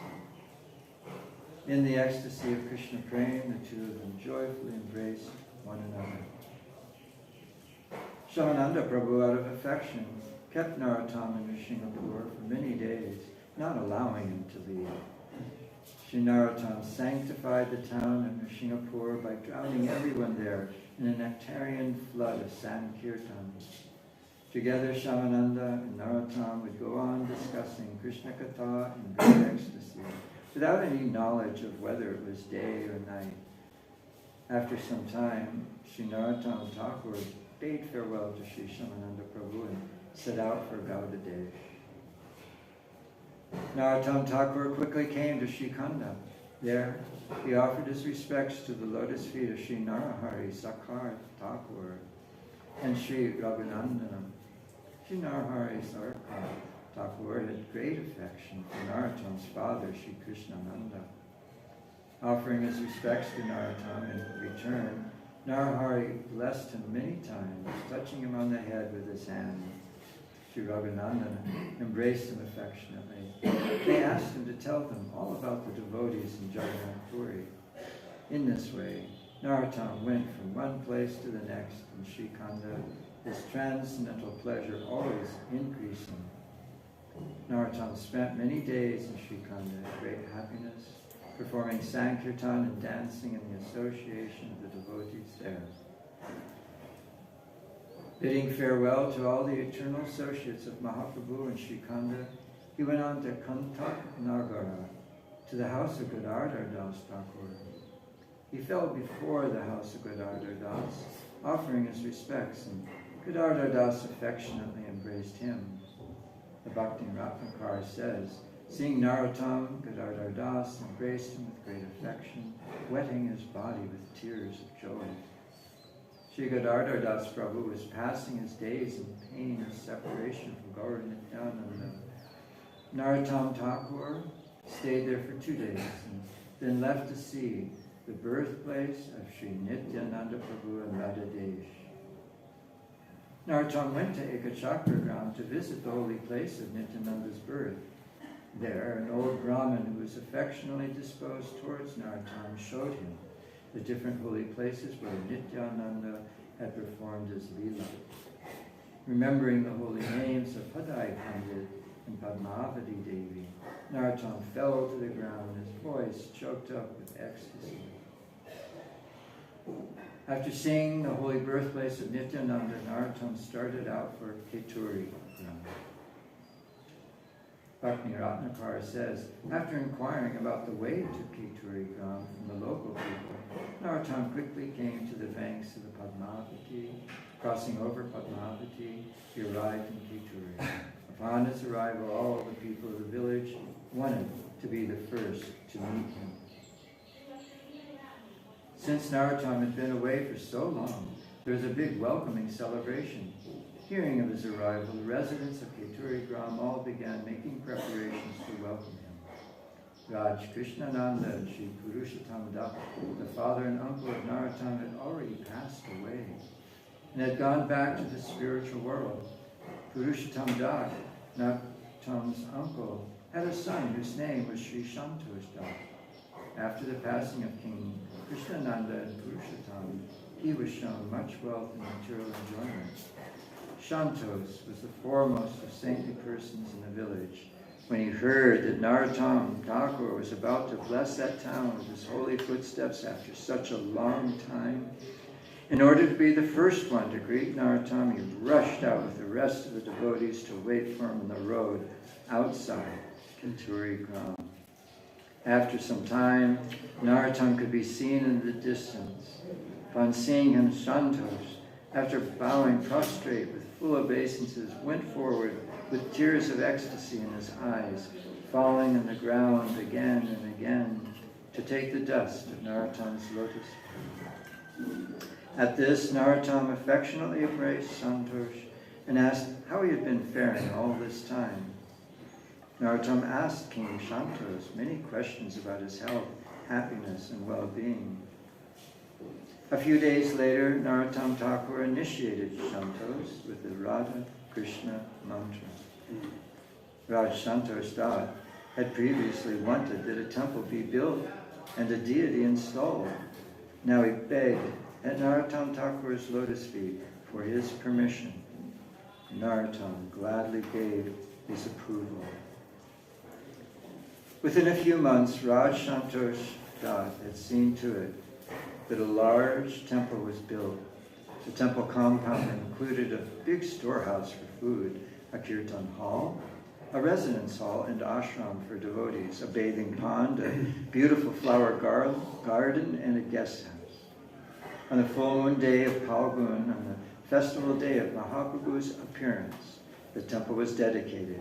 The deities were installed in a great festival, which can only be compared to the Rajasuya Yajna of Yudhishthira Maharaj in its vast expansiveness, began and was celebrated for miles around. Messengers were sent out from miles around Keturi Gram to near and distant lands to invite kings, landowners, poets, pundits, Vaishnavas, authors, as well as many other illustrious guests. Some were sent far and wide to invite the topmost singers and orators. Preparations were made to install 6 deities at one time. Now there's Does a it new say section. about the deities here? It is a new section now, the Great Festival of Keturi Gram. Okay. Okay, I'll take over here. Because I'm surprised that they haven't told the names of the deities and how the deities. Well, let's see. It's going to be now described.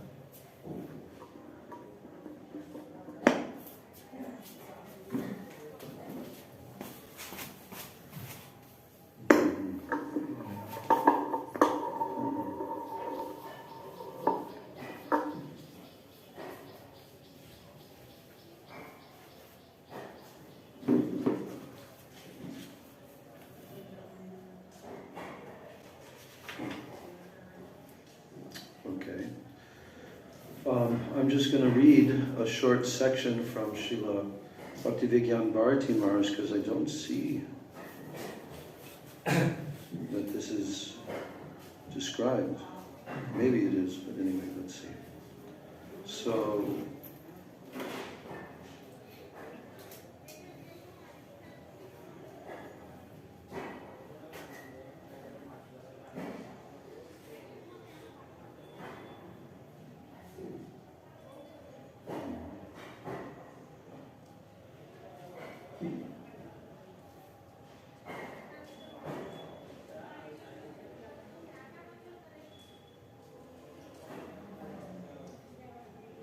Okay. Once, following a dream, Narottam Das Thakur went to an abandoned granary belonging to a Brahmin, and he asked for permission to access it. And despite being forewarned that nobody dared to venture there, as the place was infested with many poisonous serpents, Narottam affirmed that he didn't mind. And he was not harmed by any snakes as he entered, and there he discovered 6 deities who were actually being guarded by those poisonous serpents. Here's the names of the 6 deities. Sri Gauranga Dev, Sri Balabhikanta, Sri Vraj Mohan, Sri Radha Kanta, Sri Radha Raman, and Sri Krishna. And when Narottam then turned to Janavamata for guidance, she instructed that these deities are self-manifest, and hence no formal installation or pran petition is necessary. Only Maha Abhishek need to be performed.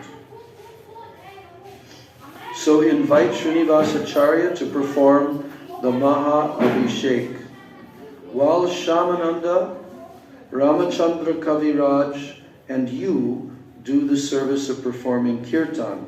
Invite all the Vaishnavas in and around Gaura Mandala, Kshetra Mandala, and Vraj Mandala, and befittingly arrange everything. So even all from Vrindavan? Yeah? Yes. Okay, now here comes the great festival of Keturi Gram. Are you ready to hear this exciting description? The great festival of Keturi Gram. In Buddhari Gram, at the house of Govinda Kaviraj, the news came of the festival. All the devotees there, along with Srinivasacharya, they soon set out for an auspicious visit to the great festival in Keturi Gram. And within a few days from Nrsimhapur in Orissa came Sri Shyamananda Prabhu. And from Koradoha came Sri Janava Mata and Sri Parameshwari Das, Krishna Das Sarakale, Madhava Acharya, Raghupati Vaidya, Minaketana Ram Das, Murari Chaitanya Das, Jnana Das, Mahidhara, Sri Shankar, Kamalakara Pipalai, Gauranga Das, Nakari, Krishna Das, Damodar, Balaram Das, Sri Mukunda, and Sri Vrindavan Das Thakur. From Mukunda came Sri Raghunandan and many other devotees. Prabhu's son Achyutananda, Sri Krishna Mishra, and Sri Gopal, as well as many others. And from Ambika Kalna came Sri Hriday Chaitanya Prabhu and many other Vaishnavas. And gradually they all arrived in Keturi Gram.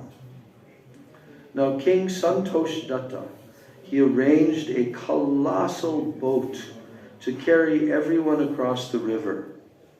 And on the other side of the river,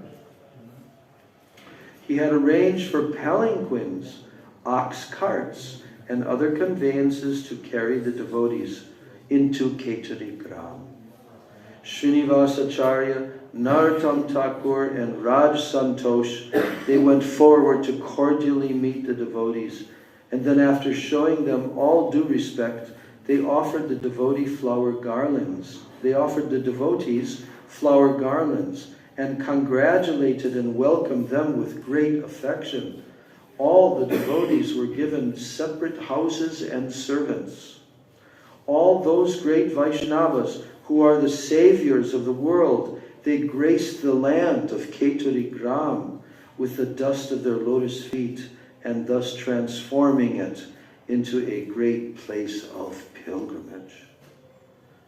The Sankirtan of those great souls created a thunderous sound that filled the heavens. The gates of the temple and the doors of the houses were all well decorated with banana leaves, water pots, auspicious things like mango leaves, small water pots decorated with auspicious signs, and different kinds of flowers. All the big gateways and the ornamental arches in the city, as well as all the doors of all the houses, were decorated with colorful, auspicious symbols like swastikas and six-pointed stars. That came from us. Yeah. The whole effect was one of unprecedented beauty and enchantment. And just before the festival stage, in different places were mountains of all kinds of earthen pots, all kinds of silver vessels, gigantic containers filled with milk, ghee, and thousands of earthen pots filled with yogurt. All these water pots, earthen pots, silver vessels, and giant containers, as well as giant heaps of vegetables, produce, and fruit that were to be prepared for the festival, they combined to give the appearance of a great and beautiful mountain. The day before the installation ceremony, the devotees, on the order of Sri Janavamata, began making the final preparations for the installation of the deities on the holy appearance day of Sri Chaitanya Mahaprabhu. That evening, they began the preliminary celebratory ceremonies by performing some kirtan after Narottam Thakur had first offered chandan and flower garlands to Sri Janavamata and properly worshipped her. Thereafter, all the devotees were decorated with garlands, and upon the request of Sri Narottam and Srinivasacharya and Sri Raghunandan Thakur, sang the Mangala Charana, the auspicious invocation. On and on into the middle of the night, the devotees performed some kirtan in order to make the atmosphere auspicious for the great festival that was to follow. And after chanting and dancing into the middle of the night, the Vaishnavas finally took rest. Many thousands of people honored Mahaprasad that night on the eve of the great festival of Keturi Gram. The next morning, here it comes, the next morning, the installation ceremonies and the celebration of Chaitanya Mahaprabhu's appearance began with all the Vaishnavas performing Mahasankirtan. Srinivasacharya presided over the auspicious Abhishek ceremony for the 6 deities that were being installed.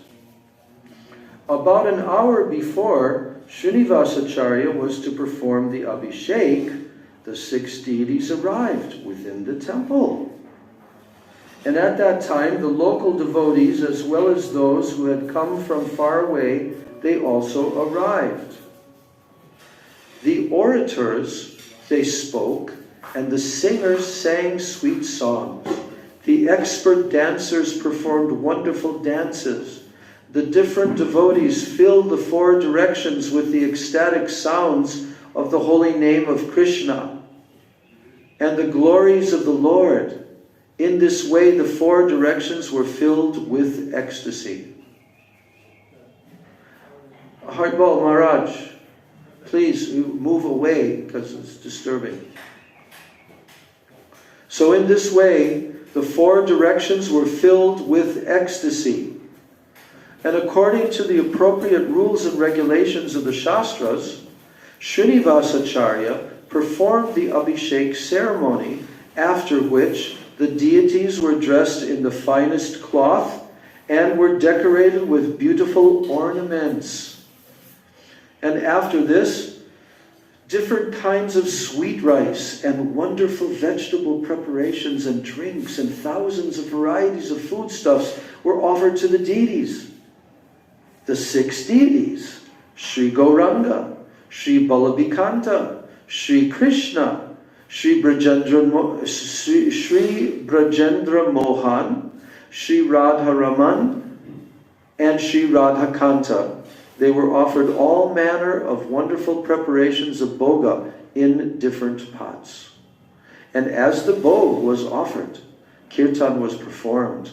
And then after the deities were satisfied in taking all the preparations to their heart's content, they were offered a soothing mouthwash of tambul. And then the deities were decorated with fragrant sandalwood pulp and garlands. And after this, there was a great arti, during which in great ecstasy, all the devotees performed some kirtan. After performing kirtan and dancing in great bliss, all the devotees, forgetting their material bodies, fell to the ground offering prostrated dandavats. After this, Srinivasacharya offered the prasadam, sandalwood pulp and garlands to Janava Mata.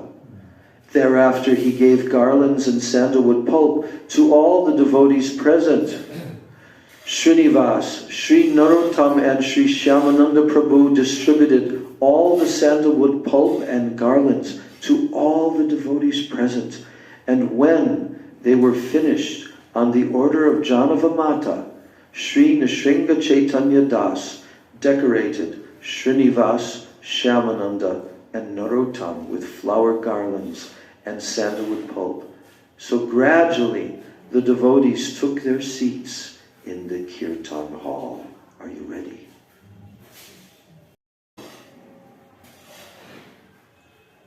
All the devotees took their seats in the kirtan hall.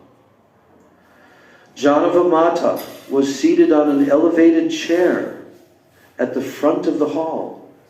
And at that time, on the order of Janava Mata and the order of Achyutananda, Sri Narottam Thakur Mahashai began to perform kirtan.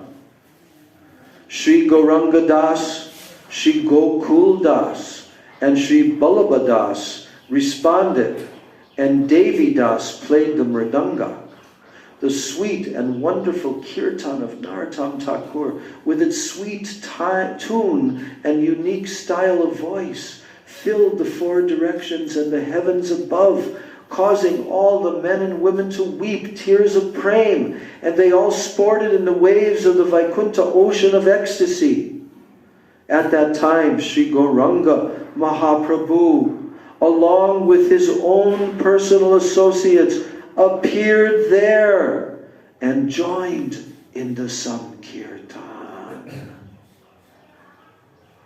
Who can describe the wealth of happiness felt by the devotees when in the midst of their kirtan appeared the munificent Sri Chaitanya Mahaprabhu himself, and like a flash of lightning in the midst of a mass of beautiful clouds, Sri Chaitanya himself appeared within the crowd of devotees through divine manifestation. That's quoted from Bhakti Ratnakar.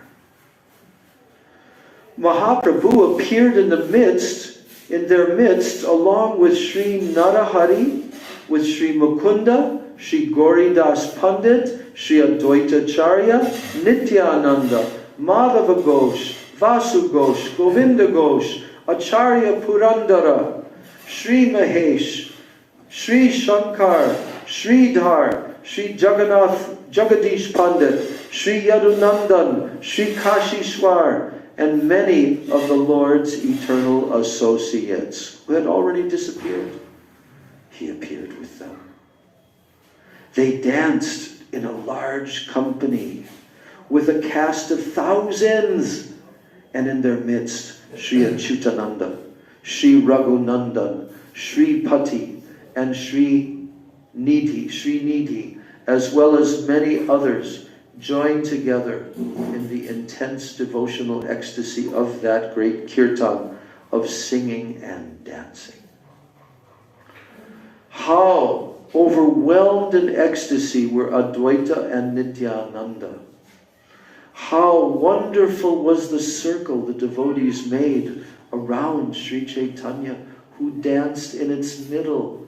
Srinivasacharya and Narottam Thakur fully understood these pastimes as the wonderful manifestation of Sri Chaitanya Mahaprabhu's causeless mercy. It was an act of grace shown to Srinivasacharya and Narottam Thakur. With this, their satisfaction was complete.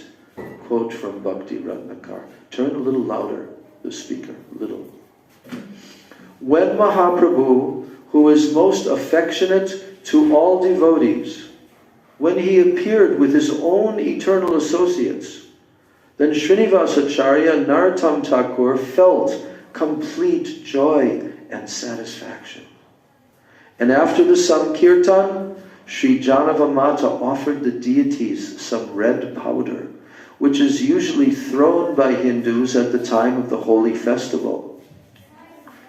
And after this, upon her order, the devotees began to play with the dye powder by throwing it all over each other in great joy.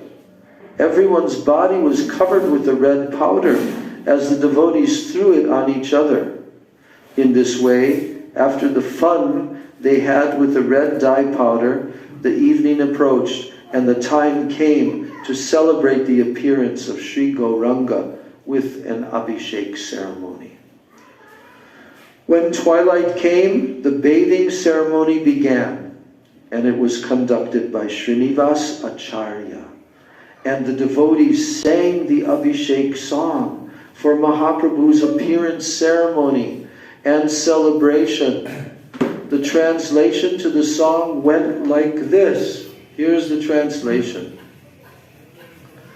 At the auspicious time, during the full moon evening of the month of Falgun, Krishna, the Lord of Gokul, made his appearance within the town of Nadia as the ocean of ecstasy rose, flooding every house.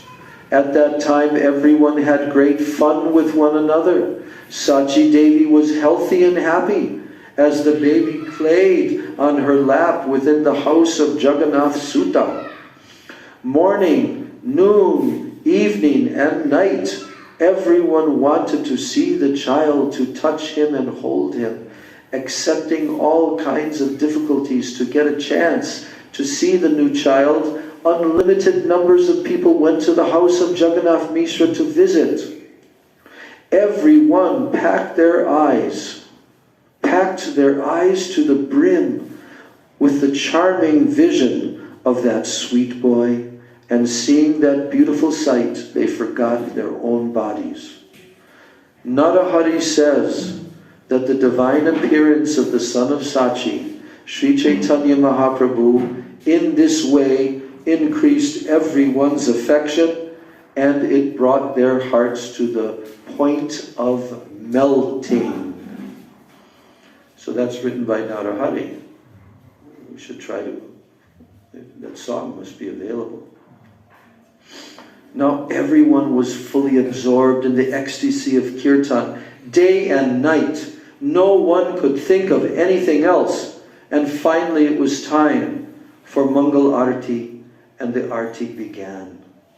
And when the dancing and the singing for Mangal Arti was finished, the Vaishnavas offered obeisances to one another, and they returned to their kutirs to take their morning baths. In this way, Sri Janavamata quickly took bath, and in order to cook for the deities, she entered the kitchen. And being expert in the science of cooking, Sri Janavamata within a short time had prepared various kinds of sabjis and other vegetable dishes, sweets, cakes, and beverages. And Srinivasacharya performed the Abhishek and the puja and offered the bhog to the deities. So after the bhog was offered, and the Bhog Artik was finished, all the great souls present there were seated for taking Mahaprasad. And Sri Janava Mata distributed prasadam with her own hand to the assembled devotees. And from time to time, a great sound of Hari Hari filled the air as the great devotees assembled there, honored prasad. And after all the Mahants were finished taking prasad, Sri Janava Mata requested Sri Narottam, Srinivas and Shyamananda Prabhu to take prasad. When everyone else was finished, Sri Janava Mata herself took prasad.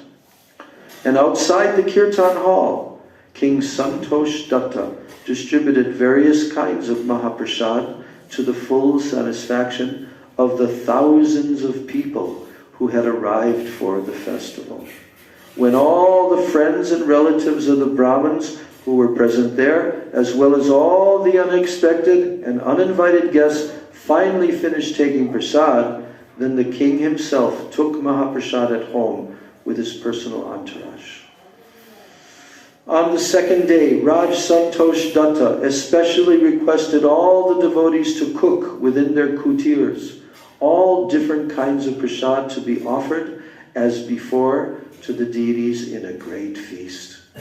And on the third day, as the devotees in their places began to make preparations to leave, Raj Santosh Datta, with tears in his eyes, gave the devotees gold coins, cloth, different kinds of water pots, and offered all the devotees his respects.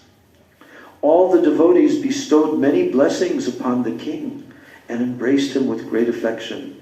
And before bidding him farewell and beginning their journeys home, Sri Janava Mata, accompanied by her own entourage, began her journey to Vrindavan. That's when she went to Vrindavan. Srinivas Acharya and Shyamananda Prabhu remained behind in Keturi Gram for a few days longer. And then they too left for their own homes and they bade farewell to Keturi Gram. And after the great festival in Keturi, Srila Narottam Thakur's fame spread to the four directions. Ram Krishna Acharya and Ganga Narayan Chakravarti, as well as many other learned devotees throughout the area, soon took shelter of the lotus feet of Srila Narottam Das Thakur. And in the town of Gopalpur, there lived a Brahmana named Sri Vipra Das. One day, Narottam Thakur suddenly arrived at his house. Then Vipra Das was extremely happy.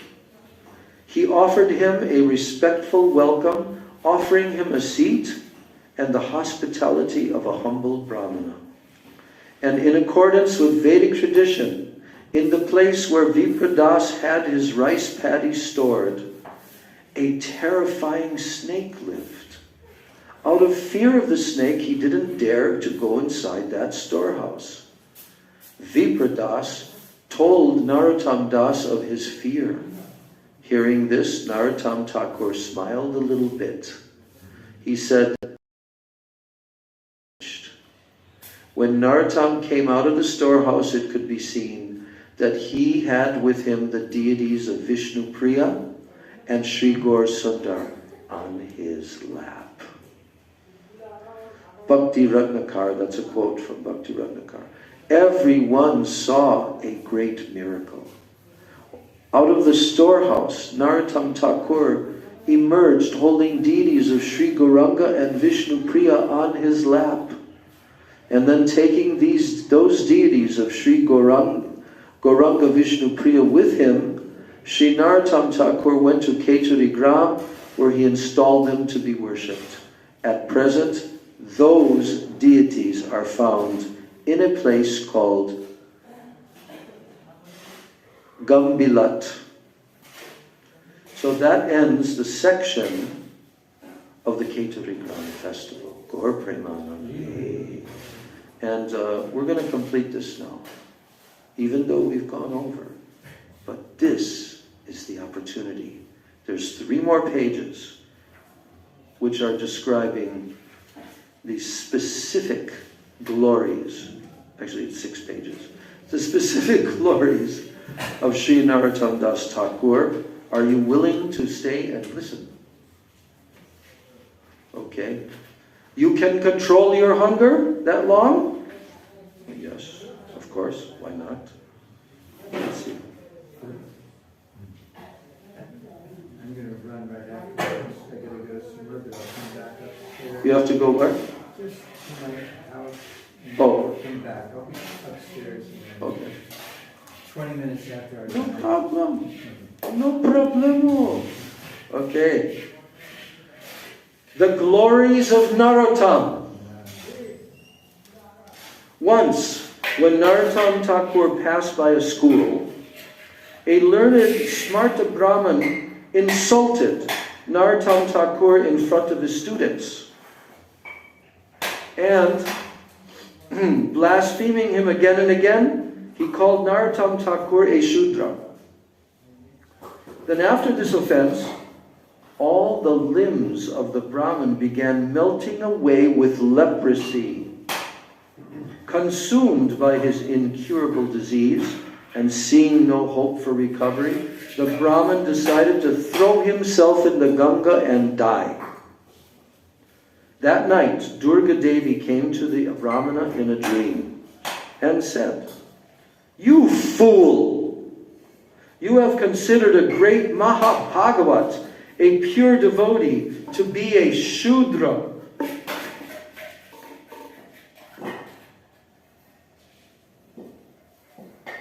Even if you die and you take many millions of births, you cannot be delivered. But if you simply go to him and you beg forgiveness at his lotus feet, everything will be all right." So the next day, in the afternoon, the Brahmin went with a piece of cloth tied around his neck to indicate great humility, and in complete submission, weeping and weeping, fell before the lotus feet of Narottam Thakur, begging his forgiveness. Gradually, as a result of his association with Narottam, his leprosy healed. Narottam Thakur advised him to engage himself in Krishna bhajan, and gradually he became greatly devoted to Narottam Thakur. One day, Narottam Thakur and Sri Ramchandra Kaviraj, they went to the Padmavati river to take bath. At that time they saw two young Brahmins herding many goats and sheep. Narottam Thakur asked the two Brahmanas if they were making their young lives successful by performing Hari Bhajan. And the two young Brahmin boys, they listened very attentively. Then seeing the beautiful divine forms of Narottam Thakur and Ramchandra Kaviraj, and hearing their sweet words, the two Brahmanas approached the place where Narottam Thakur and Sri Ramchandra Kaviraj stood on the banks of the river. And in a very humble mood, they offered their respectful prayers and obeisances.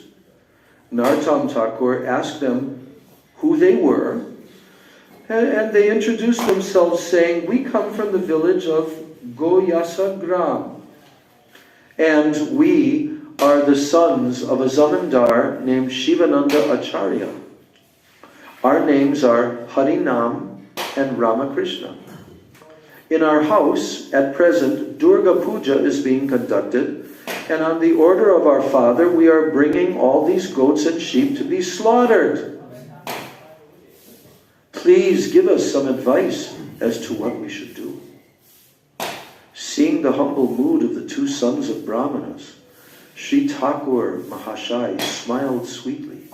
He began to speak as before on the truths of the Bhagavat, explaining what the Vedas say about how karma kanda is often performed in the modes of passion and ignorance, and how those whose minds are contaminated by the lower modes, they are candidates for hell.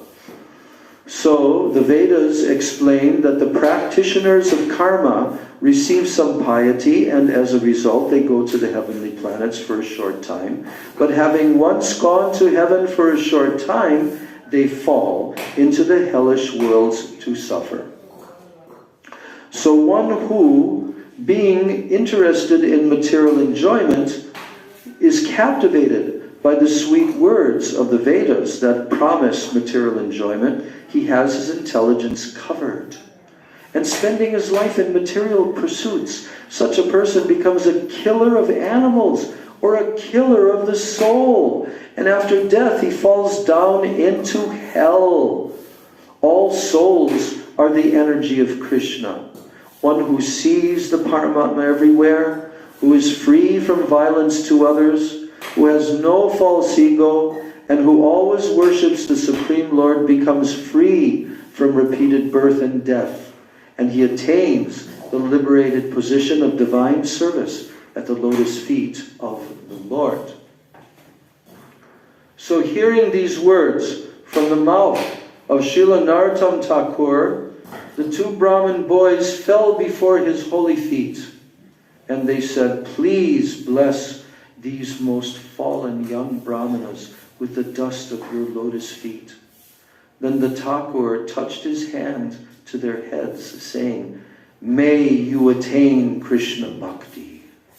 At this, the young Brahmin boys set the goats and sheep free, bathed in the Padma river, and went with Sri Ramchandra Kaviraj and Narottam Thakur to the temple of Srimad Mahaprabhu. That day, after taking prasad, they again heard from Srila Narottam Thakur and Ramchandra Kaviraj about different aspects of the Absolute Truth. The next day, after shaving their heads, the two young Brahmins took initiation in the Radha Krishna mantra. Harinam accepted the mantra from Ramchandra Kaviraj and Ram Krishna from Narottam Thakur. And after some time, Srinivasacharya began searching and searching for his sons. Shivananda Acharya, the bad Brahmin father. So after some time, Shivananda Acharya began searching and searching for his sons until he found that they had been seen in Keturi Gram, where they were living as disciples in the ashram of Narottam Thakur. So Shivananda Acharya could not contain his anger. A few days later, the two brothers returned home. Their foreheads were marked with the tilak of a Vaishnava, their throats decorated with tulsi mala, the 12 parts of their bodies marked with Vishnu tilak, their heads shaved, and wearing the shika of a devotee of Krishna. Seeing all this, Shivananda raged with the hot fury of an uncontrolled fire. He told them, "Oh fools! Where does it say in the Shastra that the position of a Vaishnava is greater than the position of a Brahmana? Or that by becoming a Vaishnava one is better than a Brahmana? You have neglected Durga for so long, but your life is useless without Durga. Moreover, if the Vaishnavas make disciples out of Brahmanas, it will lead to chaos in society. The Brahmanas will lose their position, and if the Pandits are defeated, religion will be destroyed and everything will be lost." Hearing these words of their father, the two young Brahmin boys spoke as follows. On the other hand, that religion or that right work which causes violence to others and ends only in misery cannot properly be called religion or proper activity. Rather, it must be called irreligious and wrong activity. O Father, giving up the worship of Shalagram Narayan, why have you established the worship of Durga Devi and other demigods? And giving careful thought to the conclusions surrounding the performance of Sri Narayan Bhajan, you should understand the worship of Shiva and Durga to be a useless waste of time. Shivananda Acharya and the Smarta Pandits, they were thus defeated by the conclusions given by the Brahmin boys. Then Shivananda began to deeply consider, if a great Pandit were here, he could defeat all this and belittle the positive of the Vaishnava Dharma by counter-argument and word jugglery. Shivananda Acharya brought a great Mahapandit from Mithila named Murari. And at that time, for the purpose of having a debate, he called for his sons and he told them that he wanted them to explain before a public assembly their conclusions that a Vaishnava is better than a Brahmin. Sri Harinam and Sri Ramakrishna, remembering the lotus feet of their Guru Maharaj, explained the Siddhanta, or the conclusions of the Bhagavatam. And the arguments of the Smartas were so utterly cut to pieces that when it was his turn to speak, the great Smarta Mahapandit Murari was unable to put forward any arguments in response. And when it was all over, the Mahapandit fled the assembly in great embarrassment, with his head held low, and he accepted the occupation of a beggar. That night, as he lay defeated, Shivananda Acharya began to meditate on Durga Devi. Gradually he fell asleep, and Durga Devi appeared to him in a dream. At that time she said, "O Shivananda, Sri Hari is the master of everyone. Those whom he covers with ignorance, they turn to my worship, and I assure the destruction of those who worship me. Those who are not Krishna-minded are demons. And on the other hand, those who are dear devotees of Krishna are really dear to me. For your own sake, if you want to become free from the offenses that you have committed and attain auspiciousness, you had better go to Narottam Thakur and beg forgiveness from his lotus feet. Otherwise, I will destroy you, you offender of Vaishnavas." And after speaking these words of chastisement to Shivananda Acharya, Durga Devi disappeared. So Ganga Narayan Chakravarti, he was a famous and a highly learned Brahmin living in Gambila Gram.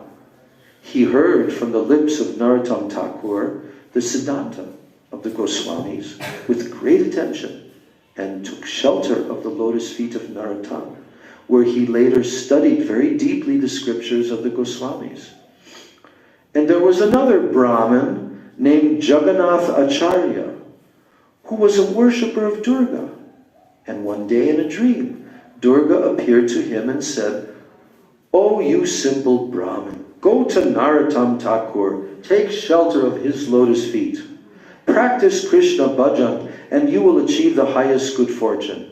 Krishna is my master and my guru. Not a blade of grass moves without his wish."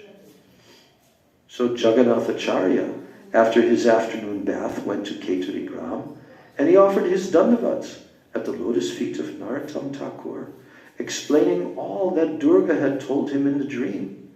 And hearing this, the Thakur smiled slightly, and he said, "You are very fortunate to have attained Krishna's mercy." One auspicious day, the Thakur initiated him in the Radha Krishna mantra. Sri Jagannath Acharya became a very dear and confidential disciple of Narottam Thakur. The Brahmin said, "Now seeing the glories of Srila Narottam Thakur, the society of Smarta Brahmanas, they roasted with envy. A large faction of them went to the Raj Nishringa, and they petitioned him for redress. They told him, 'Maharaj, if you don't rescue the Brahmanas, your reputation will be ruined, and your death will be assured. This son of Raj Krishnananda Datta, Narottam Thakur, is a Shudra, and yet he dares to make disciples of the Brahmanas. If this goes on, we shall all be drowned like the members of the Yadu dynasty.' Then Raj Nishringa said, 'I shall protect you, but please tell me what is to be done.'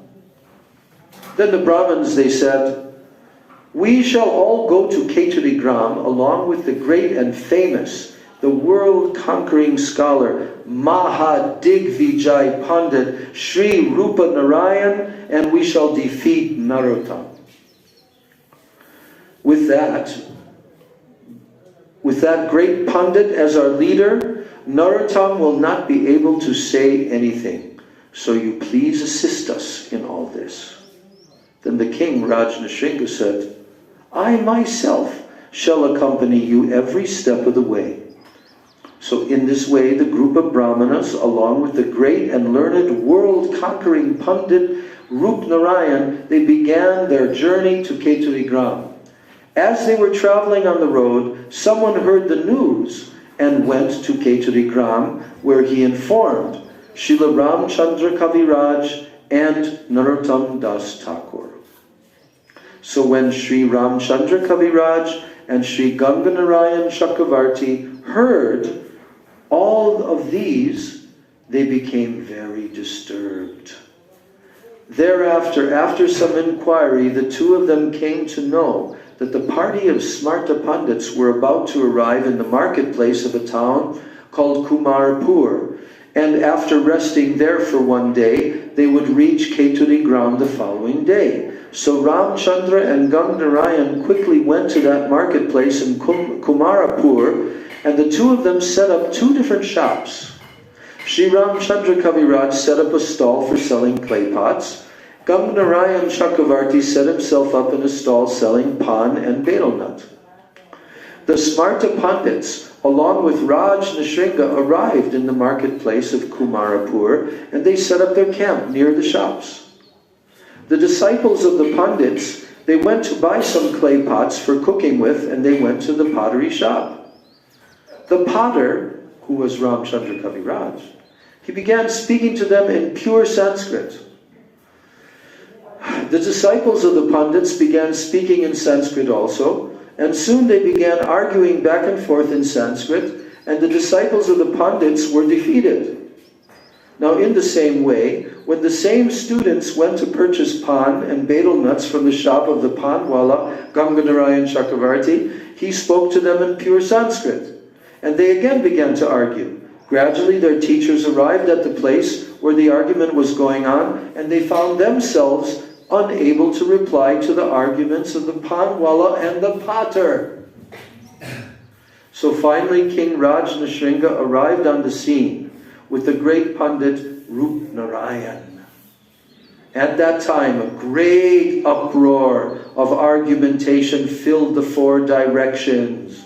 In the presence of the king, the potter and the panwala defeated all the Smarta Brahmins, including Rup Narayan. Rajnashringa made some inquiries, and he came to know that the panwala and the potter were disciples of Narottam Das. And at that time he said to the Pandits, "When you are unable to defeat a common ordinary disciple of Narottam in the matter of Siddhanta, how will you defeat Narottam himself?" Then the Smarta Pandits were silent.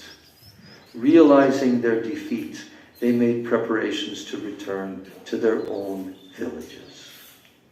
And that evening, King Rajnashringa and Sri Rup Narayan, they saw Durga Devi in a dream. My God, Durga Devi is really like giving out her mercy. That would be nice if she did a lot of that here. So, in their dream, she told them, "If you don't accept the shelter of Narottam's lotus feet, I will cut you all to pieces with my sharpened sword." And then the following morning, Rajnashringa and Rup Narayan arrived at the place of Narottam Thakur.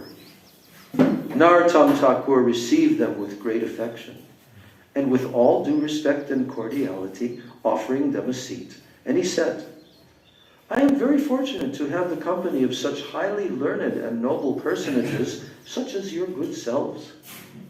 Then Rajnashringa and Rup Narayan were overwhelmed at Narottam's polite and gentle Vaishnava behavior, and he fell prostrate at his lotus feet, begging forgiveness for their offenses. And at length, upon hearing of the warning that Durga Devi had given them, Narottam smiled very sweetly. And thereafter, within a few days, he initiated them in the Radha Krishna mantra, Gaur Premanand. So here is the 2-paragraph ending of this entire introduction of Narottam Das Thakur. And this is about the disappearance pastime of Srila Narottam Das Thakur. Srila Narottam Thakur was constantly absorbed in singing the glories of Sri Gauranga and Nityananda.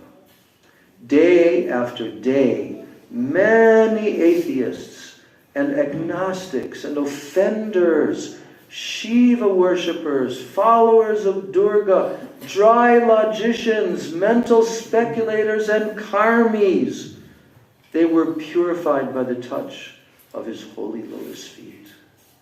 And taking the blessings of Narottam, Sri Ramchandra Kaviraj went to Sri Vrindavan Dham. After a few months there, he entered into the eternal Leela of Sri Radha and Govinda. Srila Srinivasacharya had already departed and entered into eternal Leela of Radha and Govinda. Hearing all these terrible news, Srila Narottam plunged into the ocean of separation, where he began to drown.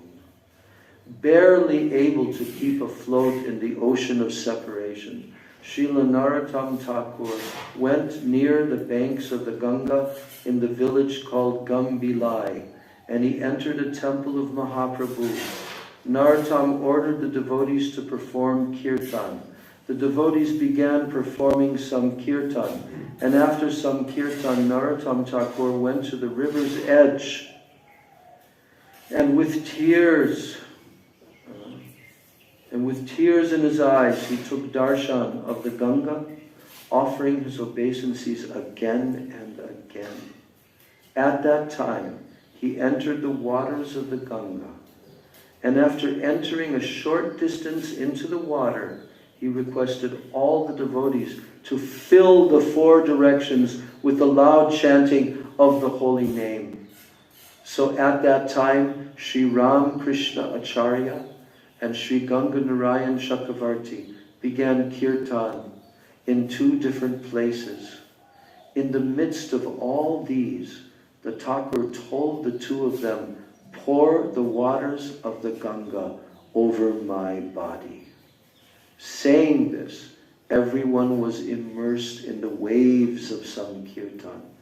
As the kirtan went on, they were just ready to pour Ganges water over the body of Sri Narottam Thakur, when just at that moment, Srila Narottam Das Thakur, who was absorbed in chanting the holy names, merged into the waters of the Ganga and vanished from worldly view.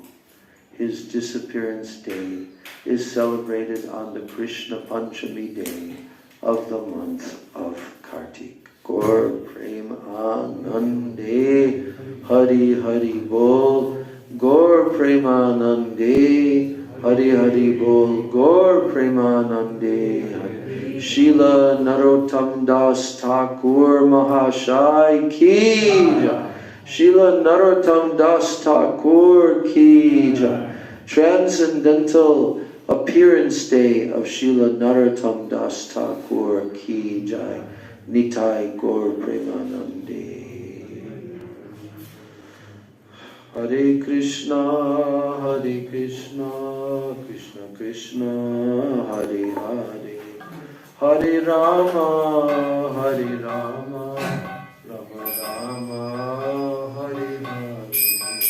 Hare Krishna, Hare Krishna, Krishna Krishna, Hare Hare, Hare Rama, Hare Rama, Rama Rama, Hare Hare. Hare Krishna, Hare Krishna, Krishna Krishna, Hare Hare, Hare Rama, Hare Rama, Rama Rama,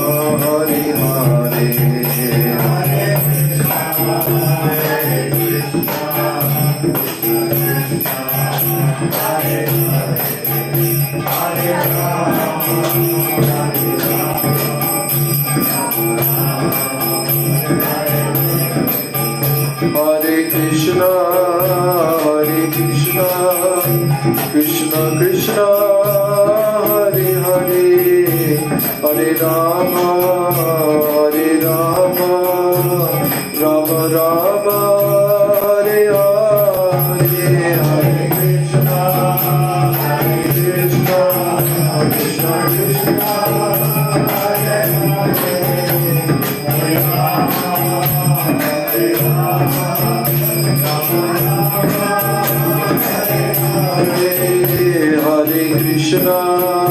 Hare Krishna, Krishna Krishna, Hare Hare, Hare Rama, Hare Rama, Rama Rama, Hare Hare, Hare Krishna,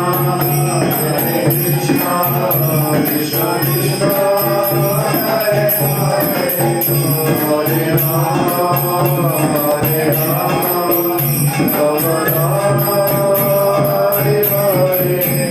Jaya Sachinandan, Jaya Gaurari, Sachinandan, Jaya Gaurari.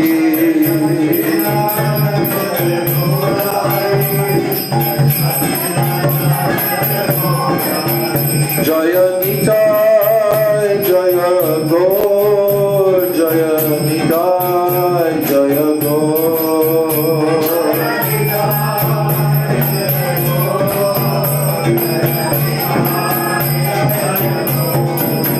Thakur Narottama, Thakur Narottama, Narottama, Thakur Narottama.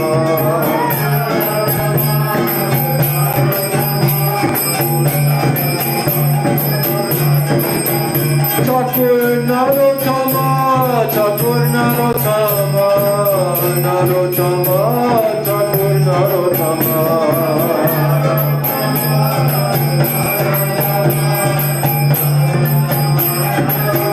Nitai Gaura Hari Bol, Hari Bol, Hari Bol, Hari Bol.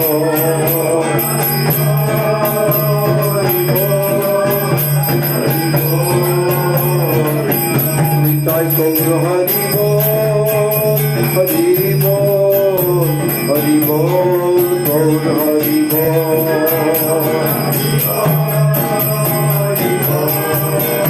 Hari Bol, Jai Shri Shri Nitai Gaur Premanande, Hari Hari Bol. Srila Narottam Das Thakur ki jai, Shri Ramchandra Kaviraj ki jai, Ganga Narayan Chakravarti ki jai, Srinivasacharya ki jai, Shyamananda Prabhu ki jai, Gaur Parshad Vrinda ki jai, Nitai Gaur Premanande, Hari Hari Bol.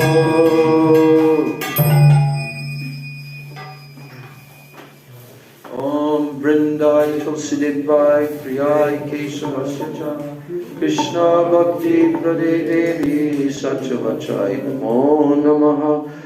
Vancha Kalpatarubhyascha Kripa Sindhubhya Eva Cha Patitanam Pavanebhyo Vaishnavebhyo Namo Namaha. All glory to the assembled devotees.